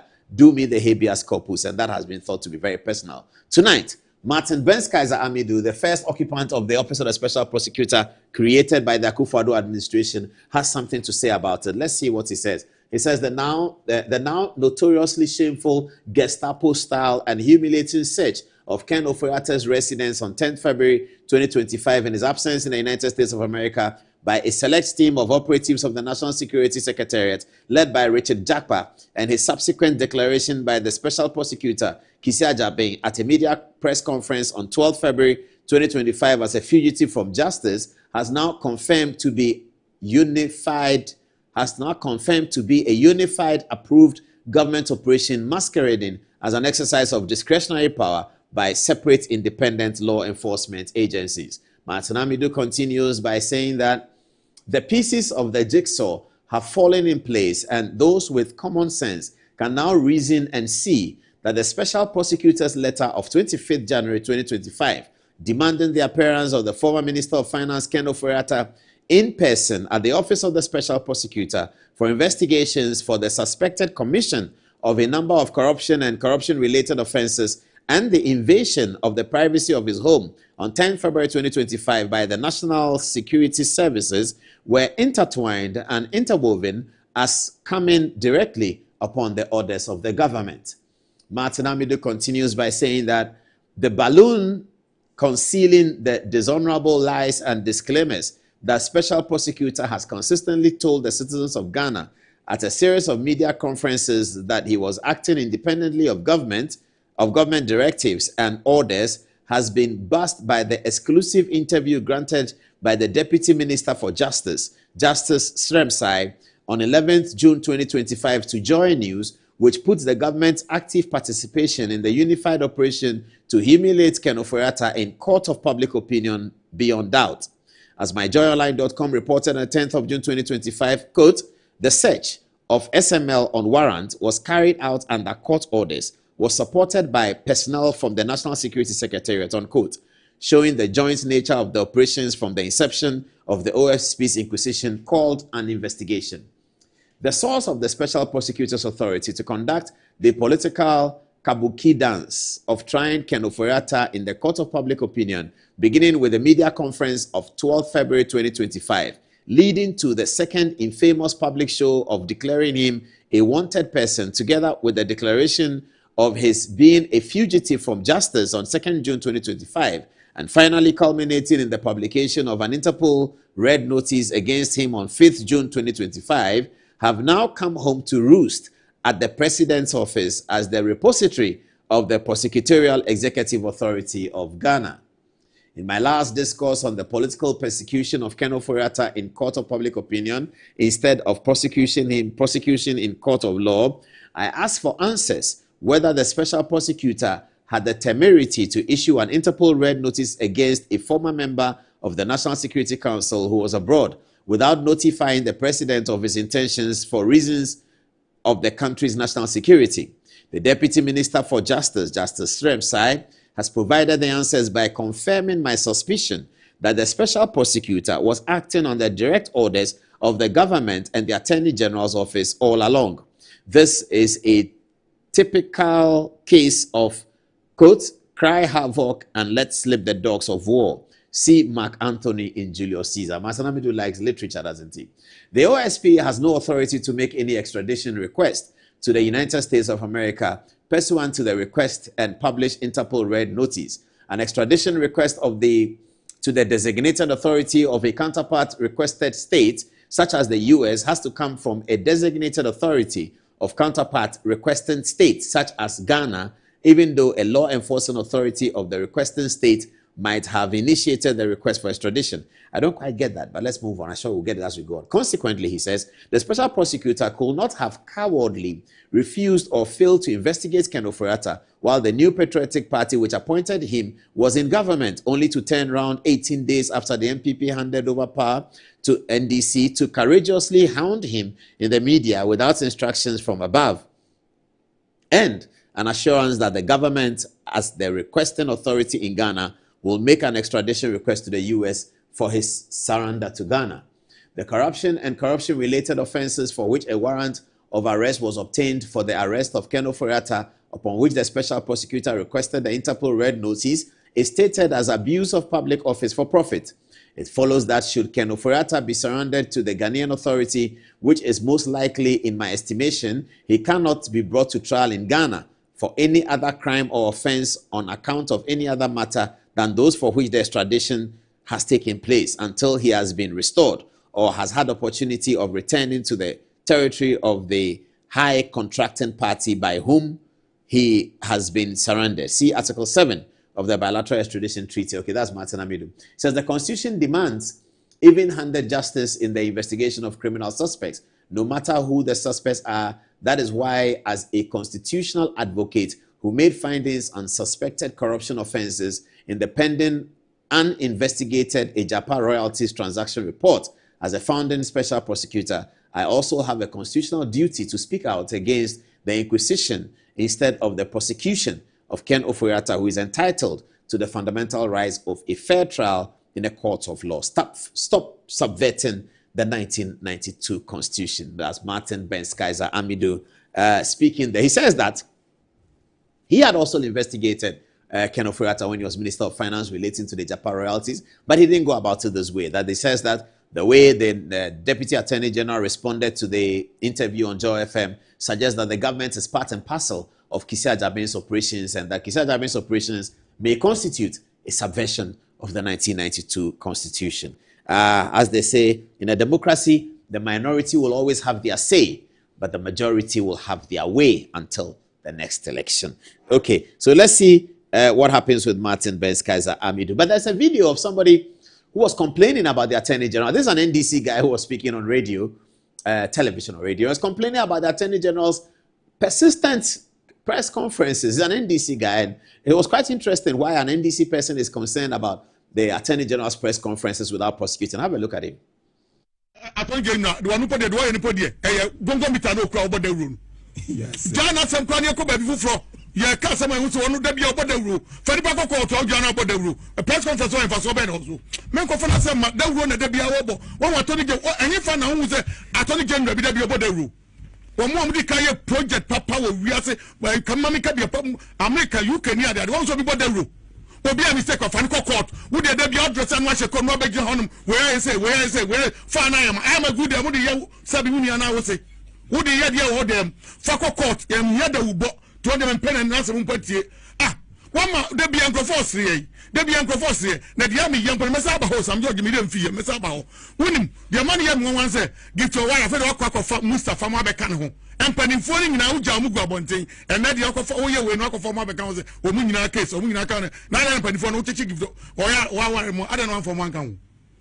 Now, Attorney General, the Gongo Mita, press conference, and a woman, communication minister. No more the rule. One more the rule. You make us obey you. Somebody has the other run about changes in Rantem. Mr. Richard for the Babantamo. Some of the ministers will help them to reshuffle, help the president. On your reshuffle. Attorney General, who near me in papers, what falling near ma, and near my neck, first in the Namina Muson and Yakupada Roma. You're tearing it down. What am I say? Chief Justice, you're tearing it down. You're not paper or two. Fanny Brown wanted to near man 10.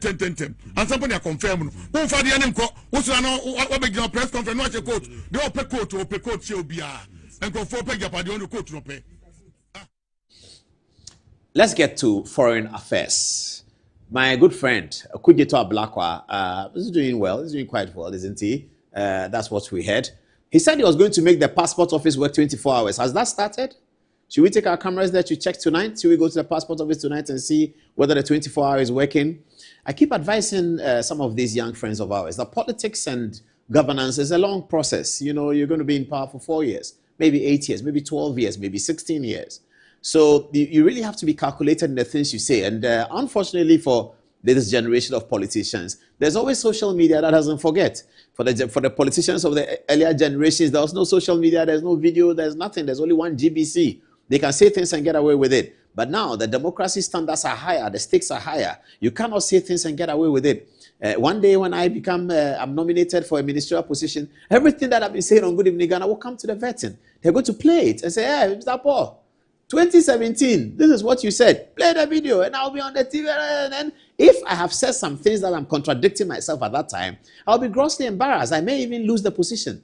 So we all have to be careful on the things we say. Consistency is very important. Sticking with your political philosophy is always very important. Okudzeto Ablakwa has a penchant for settings. And it's not that good because he's from Presec. It's against all of us. He has such a huge penchant for settings Those of you know what I mean. That they just come and say it. Just say it. Just say what the people want to hear. Just say it. Whether you do it or not, just say it.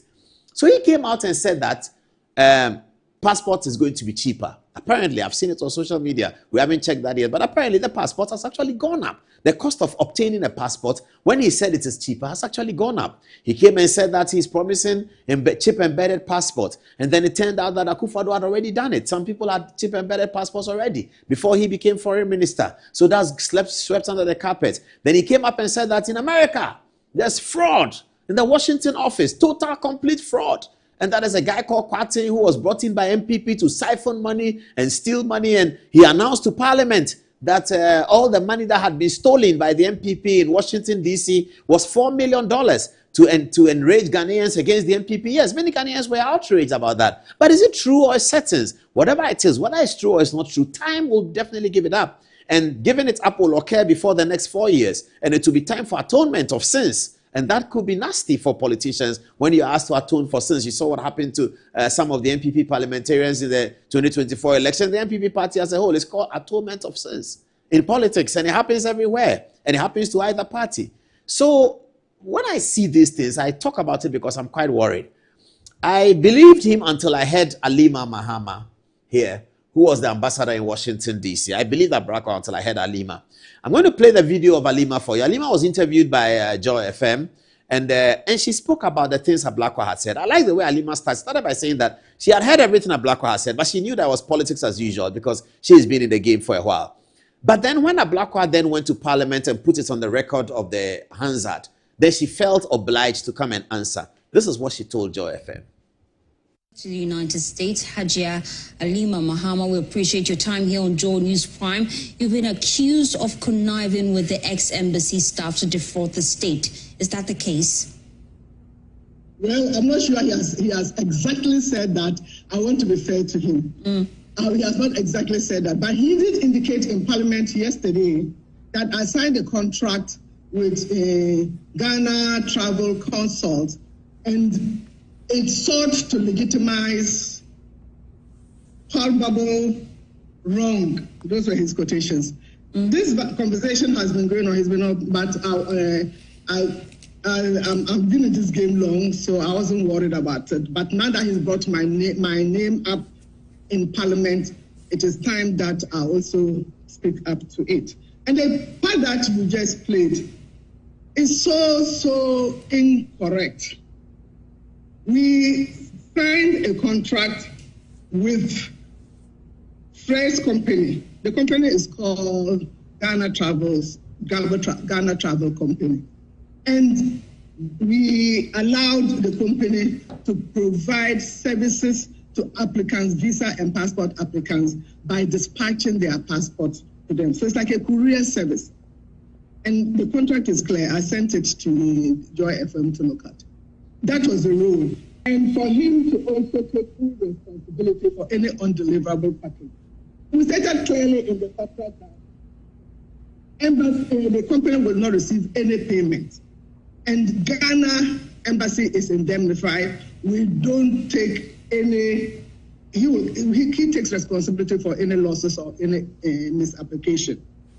That was clear on the contract. So I gave that contract just to make clear that this is our position. He's been doing that. He's been mailing for the embassies since 2019.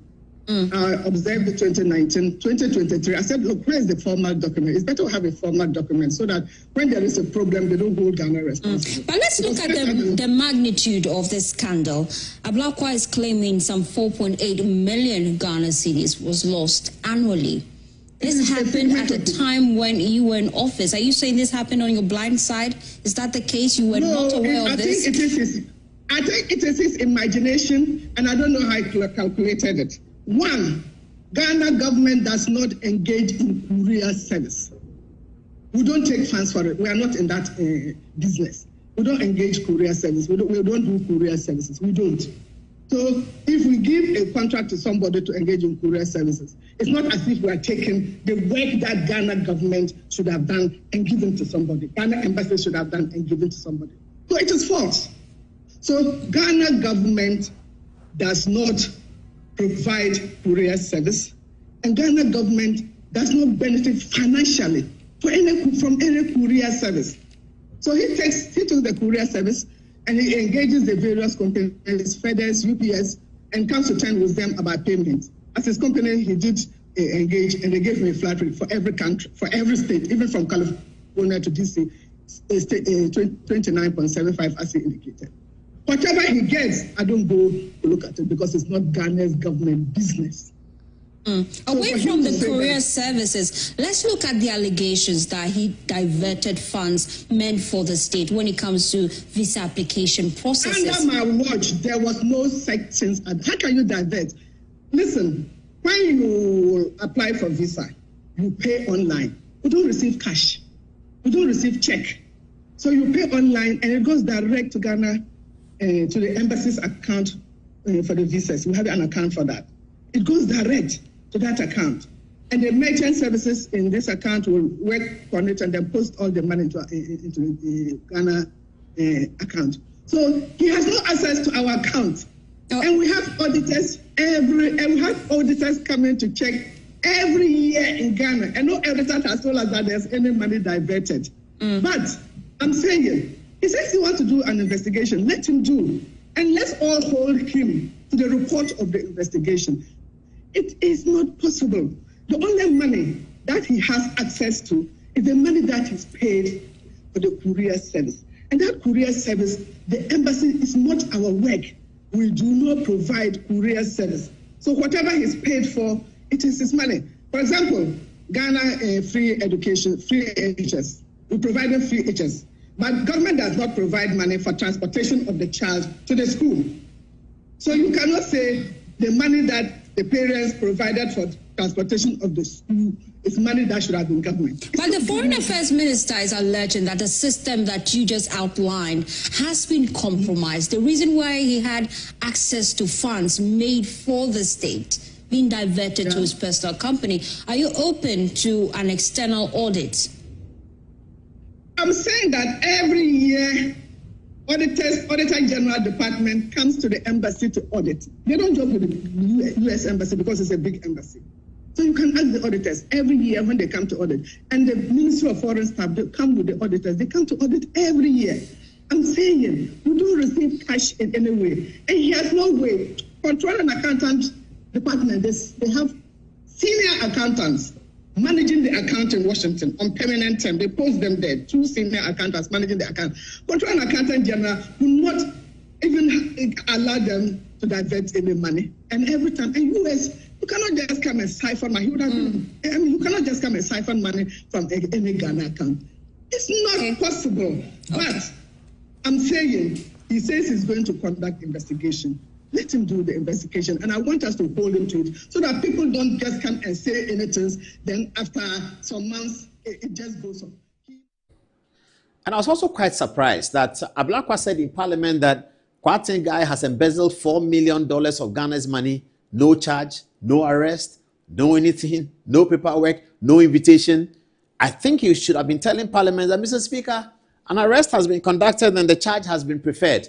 And Mr. Kwarteng is going to be prosecuted for a potential 4 million cedis, which prosecution starts next week. Since he made the statement in Parliament, apparently Mr. Kwarteng is going about his business. He doesn't even know what is happening. Nobody has called him to ask him anything. It makes sense, therefore, what Alima is saying, that is more believable, that the money that was being charged was agency commission. It gets worse for the foreign minister in Parliament when Samuel Abu-Gyampo, the ranking member of Foreign Affairs Committee in Parliament, who is also the former Deputy Chief of Staff and a former Minister for Lands, took his turn to speak about this matter. Listen, it gets worse. It gets worse because he reveals to Parliament that Kwarteng actually had been appointed by the NDC in 2015 on a temporary basis to do the same thing. Exactly the same thing that he had been doing from 2015. In 2019, it was formalized, and he's been doing it till now. He was brought in by the NDC government. That's what Samuel Abu-Gyampo told Parliament. Have a listen. Thank you, Right Honourable Speaker, for the opportunity. Mr. Speaker, let me begin by thanking the Honourable Minister for this very elaborate statement given to the House, and also to thank him and welcome his decision to share the report of the Ministerial Investigative Committee to the House, because, Mr. Speaker, at the committee level, we had requested for this report, and we are yet to have a look at the report. Mr. Speaker, let me very quickly make the point that we from this side, the minority, we are not against or opposed to any effort to establish accountability.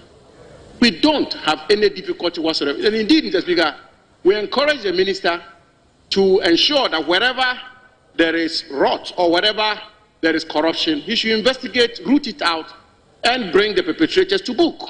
Mr. Speaker, a certain Mr. Kwarteng is alleged to have been involved. Mr. Speaker, I make this point because in a government machinery, even today in this government, you may have public servants, civil servants, officials in parts of the government machinery conducting themselves in a manner which is inappropriate. Those people, there should be investigations. If they are found out, they should be brought to book. So we want to assure the minister and assure the Ministry of Foreign Affairs that the Committee on Foreign Affairs, the minority caucus on this committee, fully support his effort. In any event, Mr. Speaker, Mr. Fred Kwarteng was recruited into the Washington mission as far back as 2013, during the time of President Mahama. Mr. Speaker, the contract for which the minister is very unhappy about, Mr. Speaker, the first time Mr. Kwarteng was given a similar contract on temporary basis was in the year 2015. And I can furnish the minister with evidence to support the assertions I'm making. Mr. Speaker, the basis for the investigations or the basis of this alleged corruption, and I use the word alleged with great emphasis. Mr. Speaker, what is the basis of it? The basis of it is, to simplify it, is that the mission in Washington is supposed to have gotten into a certain arrangement with Mr. Kwarteng's company because, according to the mission, there was some bureaucratic inertia in terms of transmitting visas and passport booklets to applicants. Mr. Speaker, the minister himself is attempting an effort like that here in Ghana, where he's employing courier services for the transmission of passports to applicants. Mr. Speaker, that is the basis for this alleged corruption. Simplicity. Mr. Speaker, as we speak today, there is an Indian company. Mr. Speaker, as we speak today, there is an Indian company called Premium. An Indian company called Premium, which is rendering the same services Mr. Kwarteng's company is supposed to have been rendering to the Washington mission, which has become the basis for this allegation of corruption. That company is still rendering the same service today. So therefore, Mr. Speaker, what is the point? The point I seek to make is that the foundation or the basis on which Mr. Kwarteng's company was contracted, Mr. Speaker, in and by itself is not wrong. There is a company, an Indian company, rendering the same service today. Mr. Kwarteng's company was given a contract to render that same service on a temporary basis in 2015. Honorable Minister Okujeto-Ablakwa is making strenuous efforts in a welcome manner, commendably, to render the same service to Ghanaians here in Ghana. Mr. Speaker, thirdly, the quantum of money, the funds that are supposed to have been accrued to Mr. Kwarteng's company, assuming without admitting, Mr. Speaker, let me also put on record, those are not public funds. Those are funds which are supposed to have been paid to Mr. Kwarteng's company on the basis of this Washington mission's contract with him. And so let us be clear, the $1.8 million and the $4 million the minister alluded to, Mr. Speaker, are not funds out of public exchequer. These are amounts that the minister has put together, has estimated to be, Mr. Speaker, in conclusion, there's a final point I need to make. Mr. Speaker, so the difficulty the minority have had is the question whether or not the allegation for which reason the minister set up the committee of inquiry warranted the closure of the Washington mission. Mr. Speaker, let me refer you to the Vienna Convention on Diplomatic Relations, 1970. Mr. Speaker, it's very important. As the majority leader rightly said, this is a matter which has generated a lot of domestic and international interest. And I'm the ranking with the greatest respect. Mr. Speaker, if I may refer you to the Vienna Convention set up copiously the steps that a country ought to take or to adhere to in closing down a mission. The first step, Mr. Speaker, step one, government decision must be at the highest level. There must be a notification to the host country. There must be coordination with the host country. Before the announcement and the reassignment of foreign service officers, the figure, there must be, these steps have to be adhered to. And the point we made here, and if I may conclude on that, your point is that, Mr. Speaker, is that the procedure which was adopted, the procedure which was adopted to close down the Washington mission was one which is alien to public international law and is not consistent with the Vienna Convention.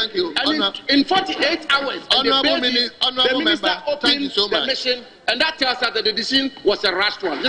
We welcome the probe. We don't have a difficulty with the probe, but we will always insist that we should adhere to procedural propriety in terms of how we manage our foreign relations and foreign policy and the missions of our country. That is the position of this minority. I thank you, Mr. Speaker. So that's the conversation. This is so we are still waiting for the investigation, but so far, Foreign Minister is not looking that good. I think he has to get people giving him the right information to deal with some of these matters. Kobe, you have some text messages for us, and then we'll be wrapping it up. Is 8 minutes past 11 o'clock. All right, thank you, Paul. So I have a few messages from Nano Owusu. He says, Paul, I have always said that the OSP is trying to keep his job by making us feel as if he's doing something right. What happened to Sedinam Tamaklo, who has been sentenced and must be extradited? Seems these days crimes against the state are virtually shrouded in party colors. What kind of selective justice is that?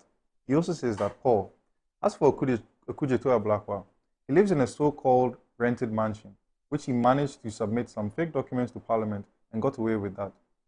It's only in Ghana that a minister of his caliber can feed us with hogwash to the extent of shutting down an embassy and get away with that. Indeed, some of us are very surprised that the president himself was virtually turned a blind eye to his actions. He also says, Ablakwa is also telling the whole of Parliament that the so-called officer is earning $4.8 million from rendering courier services for the embassy, that the embassy is yet to be audited. Now, Bennett Danso says, Paul, I wish you had not touched the screen to do any sort of analysis on the Lamentations epistle coming from Martin Amidu. I blame him for the inefficiency we see at the OSP. If he, as the pioneer appointee, had not only thought about himself, but stayed committed to the special prosecutor role and worked hard to set up the OSP, he wouldn't have been issuing these epistles. Yao Febri says, the NIA workers, which provides our identification services, must be given an enumeration that will commemorate with the essential services to Ghanaians. This government holding on their operational allowance from this year January until now do not encourage them when their monthly salaries is not encouraging. Looking at the essential services they have been giving to Ghanaians and other institutions. Now, Alhaj Abdullah says, Paul, I still stand on my point that the lowest point of Nanado's administration is probably creating this OSP. Now, Yao Febri finally says, well, we beseech all general public and philanthropists to come to the aid of Amejeko to do his surgery. Every contribution will go a long way to free him from his sickness and motivate him to achieve higher, for him to also do more than he received. All right. Well, back to you. All right. It's past 11, so we have to call it a day. We spent quite a longer time with the interview with Professor Gyampo than we had anticipated. Thank you very much for watching Good Evening Ghana. I'll be back on Thursday. Dr. Zato will be joining us on Thursday on another edition of the show. Thanks for watching. Good night.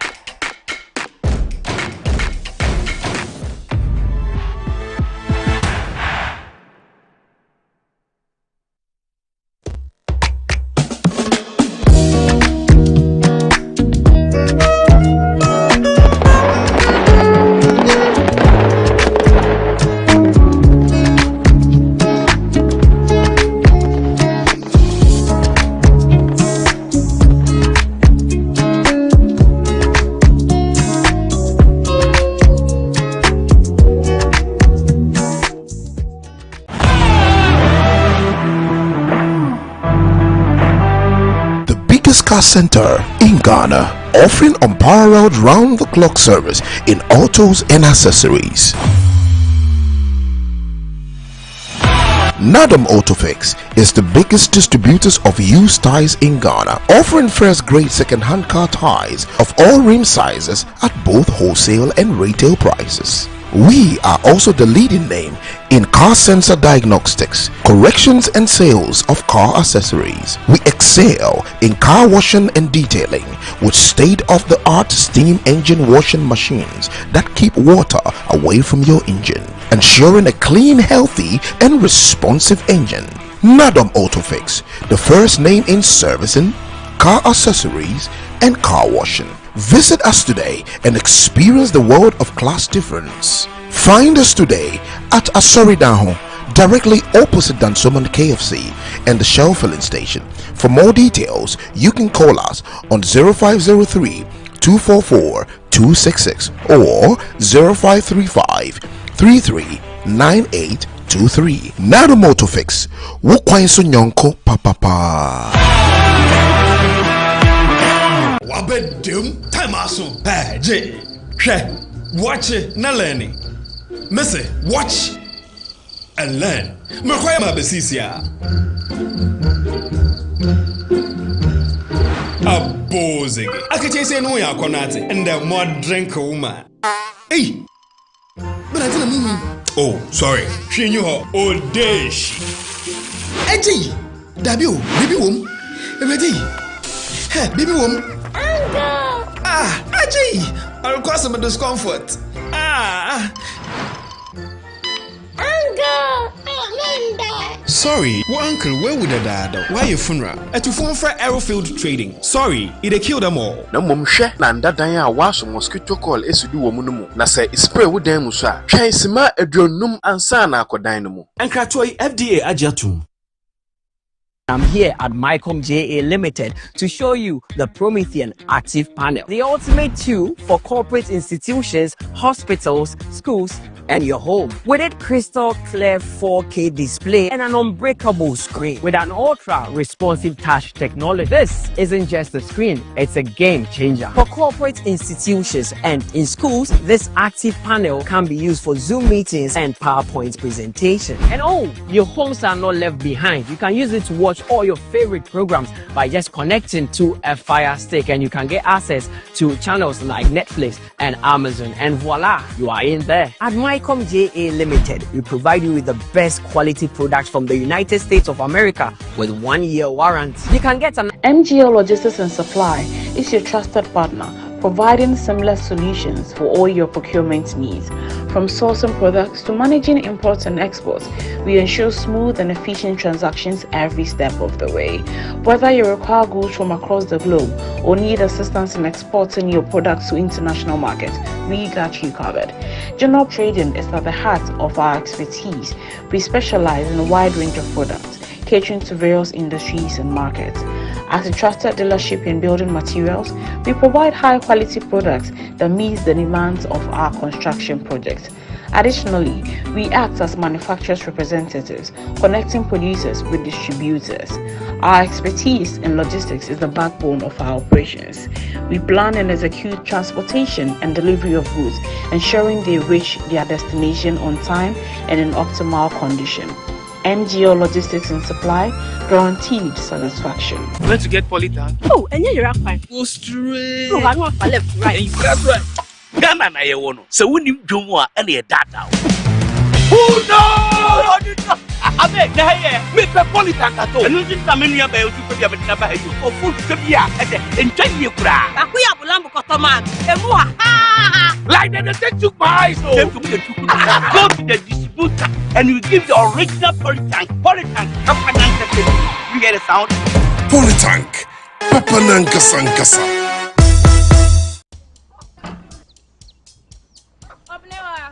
Mommy.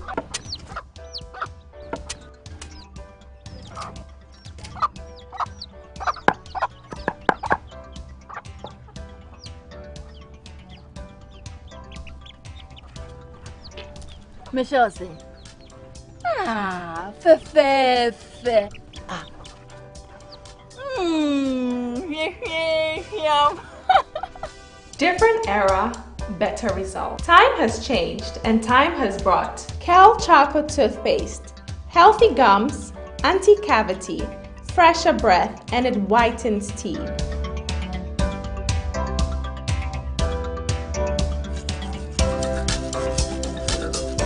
Kel Charcoal Toothpaste. Sankofa. Yenchi. Kel Charcoal Toothpaste. Happy smile. This advert is FDA approved. Buy affordable service plots and lands from estate masters. Currently selling our next cottage, located at the newly proposed airport city, with a starting price of 25,000 Ghana cedis.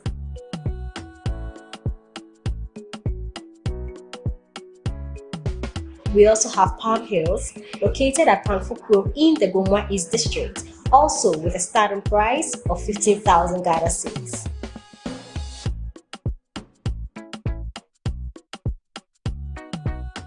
Available also is Coastal Park in Lakpleku, which is a 15-minute drive from the Ningo Senior High School, having a starting price of 55,000 Ghana cedis. You will receive a free site plan with indenture once you successfully purchase a land from us. For any enquiries, contact the numbers provided. Estate Masters, your most preferred estate partner.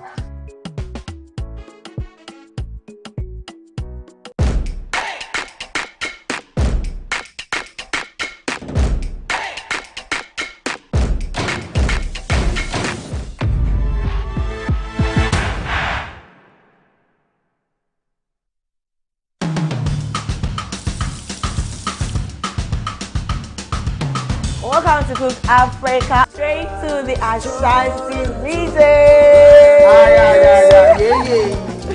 Hey, we'll talk about my board. You go back there tonight. Even a few days ago, you were trending. You and this curriculum government. Ginger, the ball knuckle. Or the ama spices, the ama salt.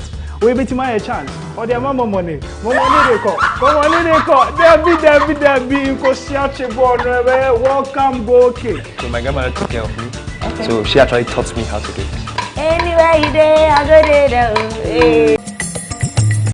Fifra ye free nyina ye de obedientia. Ye ya fuji ani aduane. Saasro pintin bi aseda o me. De ye di koye mu ne de awie nyina na makuafo modem mo so. Won fifre su ne nya bidio. Nanso bate aseman ga na mu a. Akuafo akoya abo pupu obo wasio na so da su kache. Won san fifre mama mu nyina nya bidie. Nanso mpuntuduo mu aka akiri pa. Ekwan ben ne befa so ama akuafo fifre ho abanfa so de. Aban hyehye ne dwumadi ahodo ode bre akuafo no bo wote ase. Feed Ghana ye den. Na nkokọ ketenkete so mfa so ama akuafo nso ye den. We inti na hyehye dwumadi esunkwa ya to ne akuafo mo. Ye de bro Original TV and Metro TV so. Dwumadi beba akwanya ama mpanyimfo anim de ewa abafukwaye mu akire wadwen. Ye je akuafo ha no amane akoji mu aye e de free abamu mpanyimfo ho. Enimi ni ehia akuafo nyonko samo honto eda joada enwumre no nso kosi ne no nwotwe e Original TV so. Saanso na da yawada enwumre no nwotwe kosi no nkono e Metro TV so. Akuafo mo Ghana akuafo abomode na yempene wo.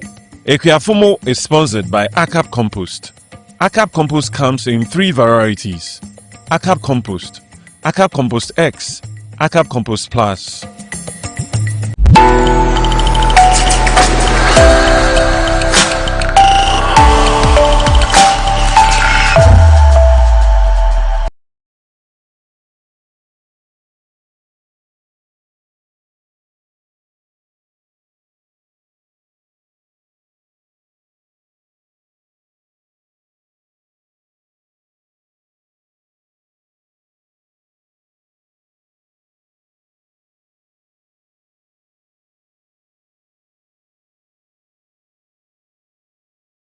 De ya fuji ani aduane saasro pintin bi aseda o me de ye di koye mu ne de awie nyina na makuafo modem mo so won fifre su ne nya bidio nanso bate aseman ga na mu a akuafo akoya abo pupu obo wasio na so da su kache wona san fifre mama mu nyina nya bidie nanso mpuntuduo mu aka akiri pa ekwan ben ne befa so ama akuafo fifre ho abanfa so de aban hyehye ne dwumadi ahodo ode bre akuafo no bo wote ase Feed Ghana ye den na nkokọ ketenkete so mfa so ama akuafo nso ye den we inti na hyehye dwumadi esu nkwa ya to ni akuafo mo ye de bro original TV and Metro TV so dwumadi beba akwanya ama mpanyimfo anim de e wa ba fukwaye mu a kire wadwen ye je akuafo ha no amane akogi mu aye e de afri abamu mpanyimfo ho enimi ni ehia akuafo nyonko samo honto eda joada enwumre no nso kosi ne no nwotwe e original TV so saaso na da yawada enwumre no nwotwe kosi no nkono e Metro TV so akuafo mo Ghana akuafo abomode na yempene wo. Akuafomo is sponsored by ACAP Compost. ACAP Compost comes in 3 varieties. ACAP Compost,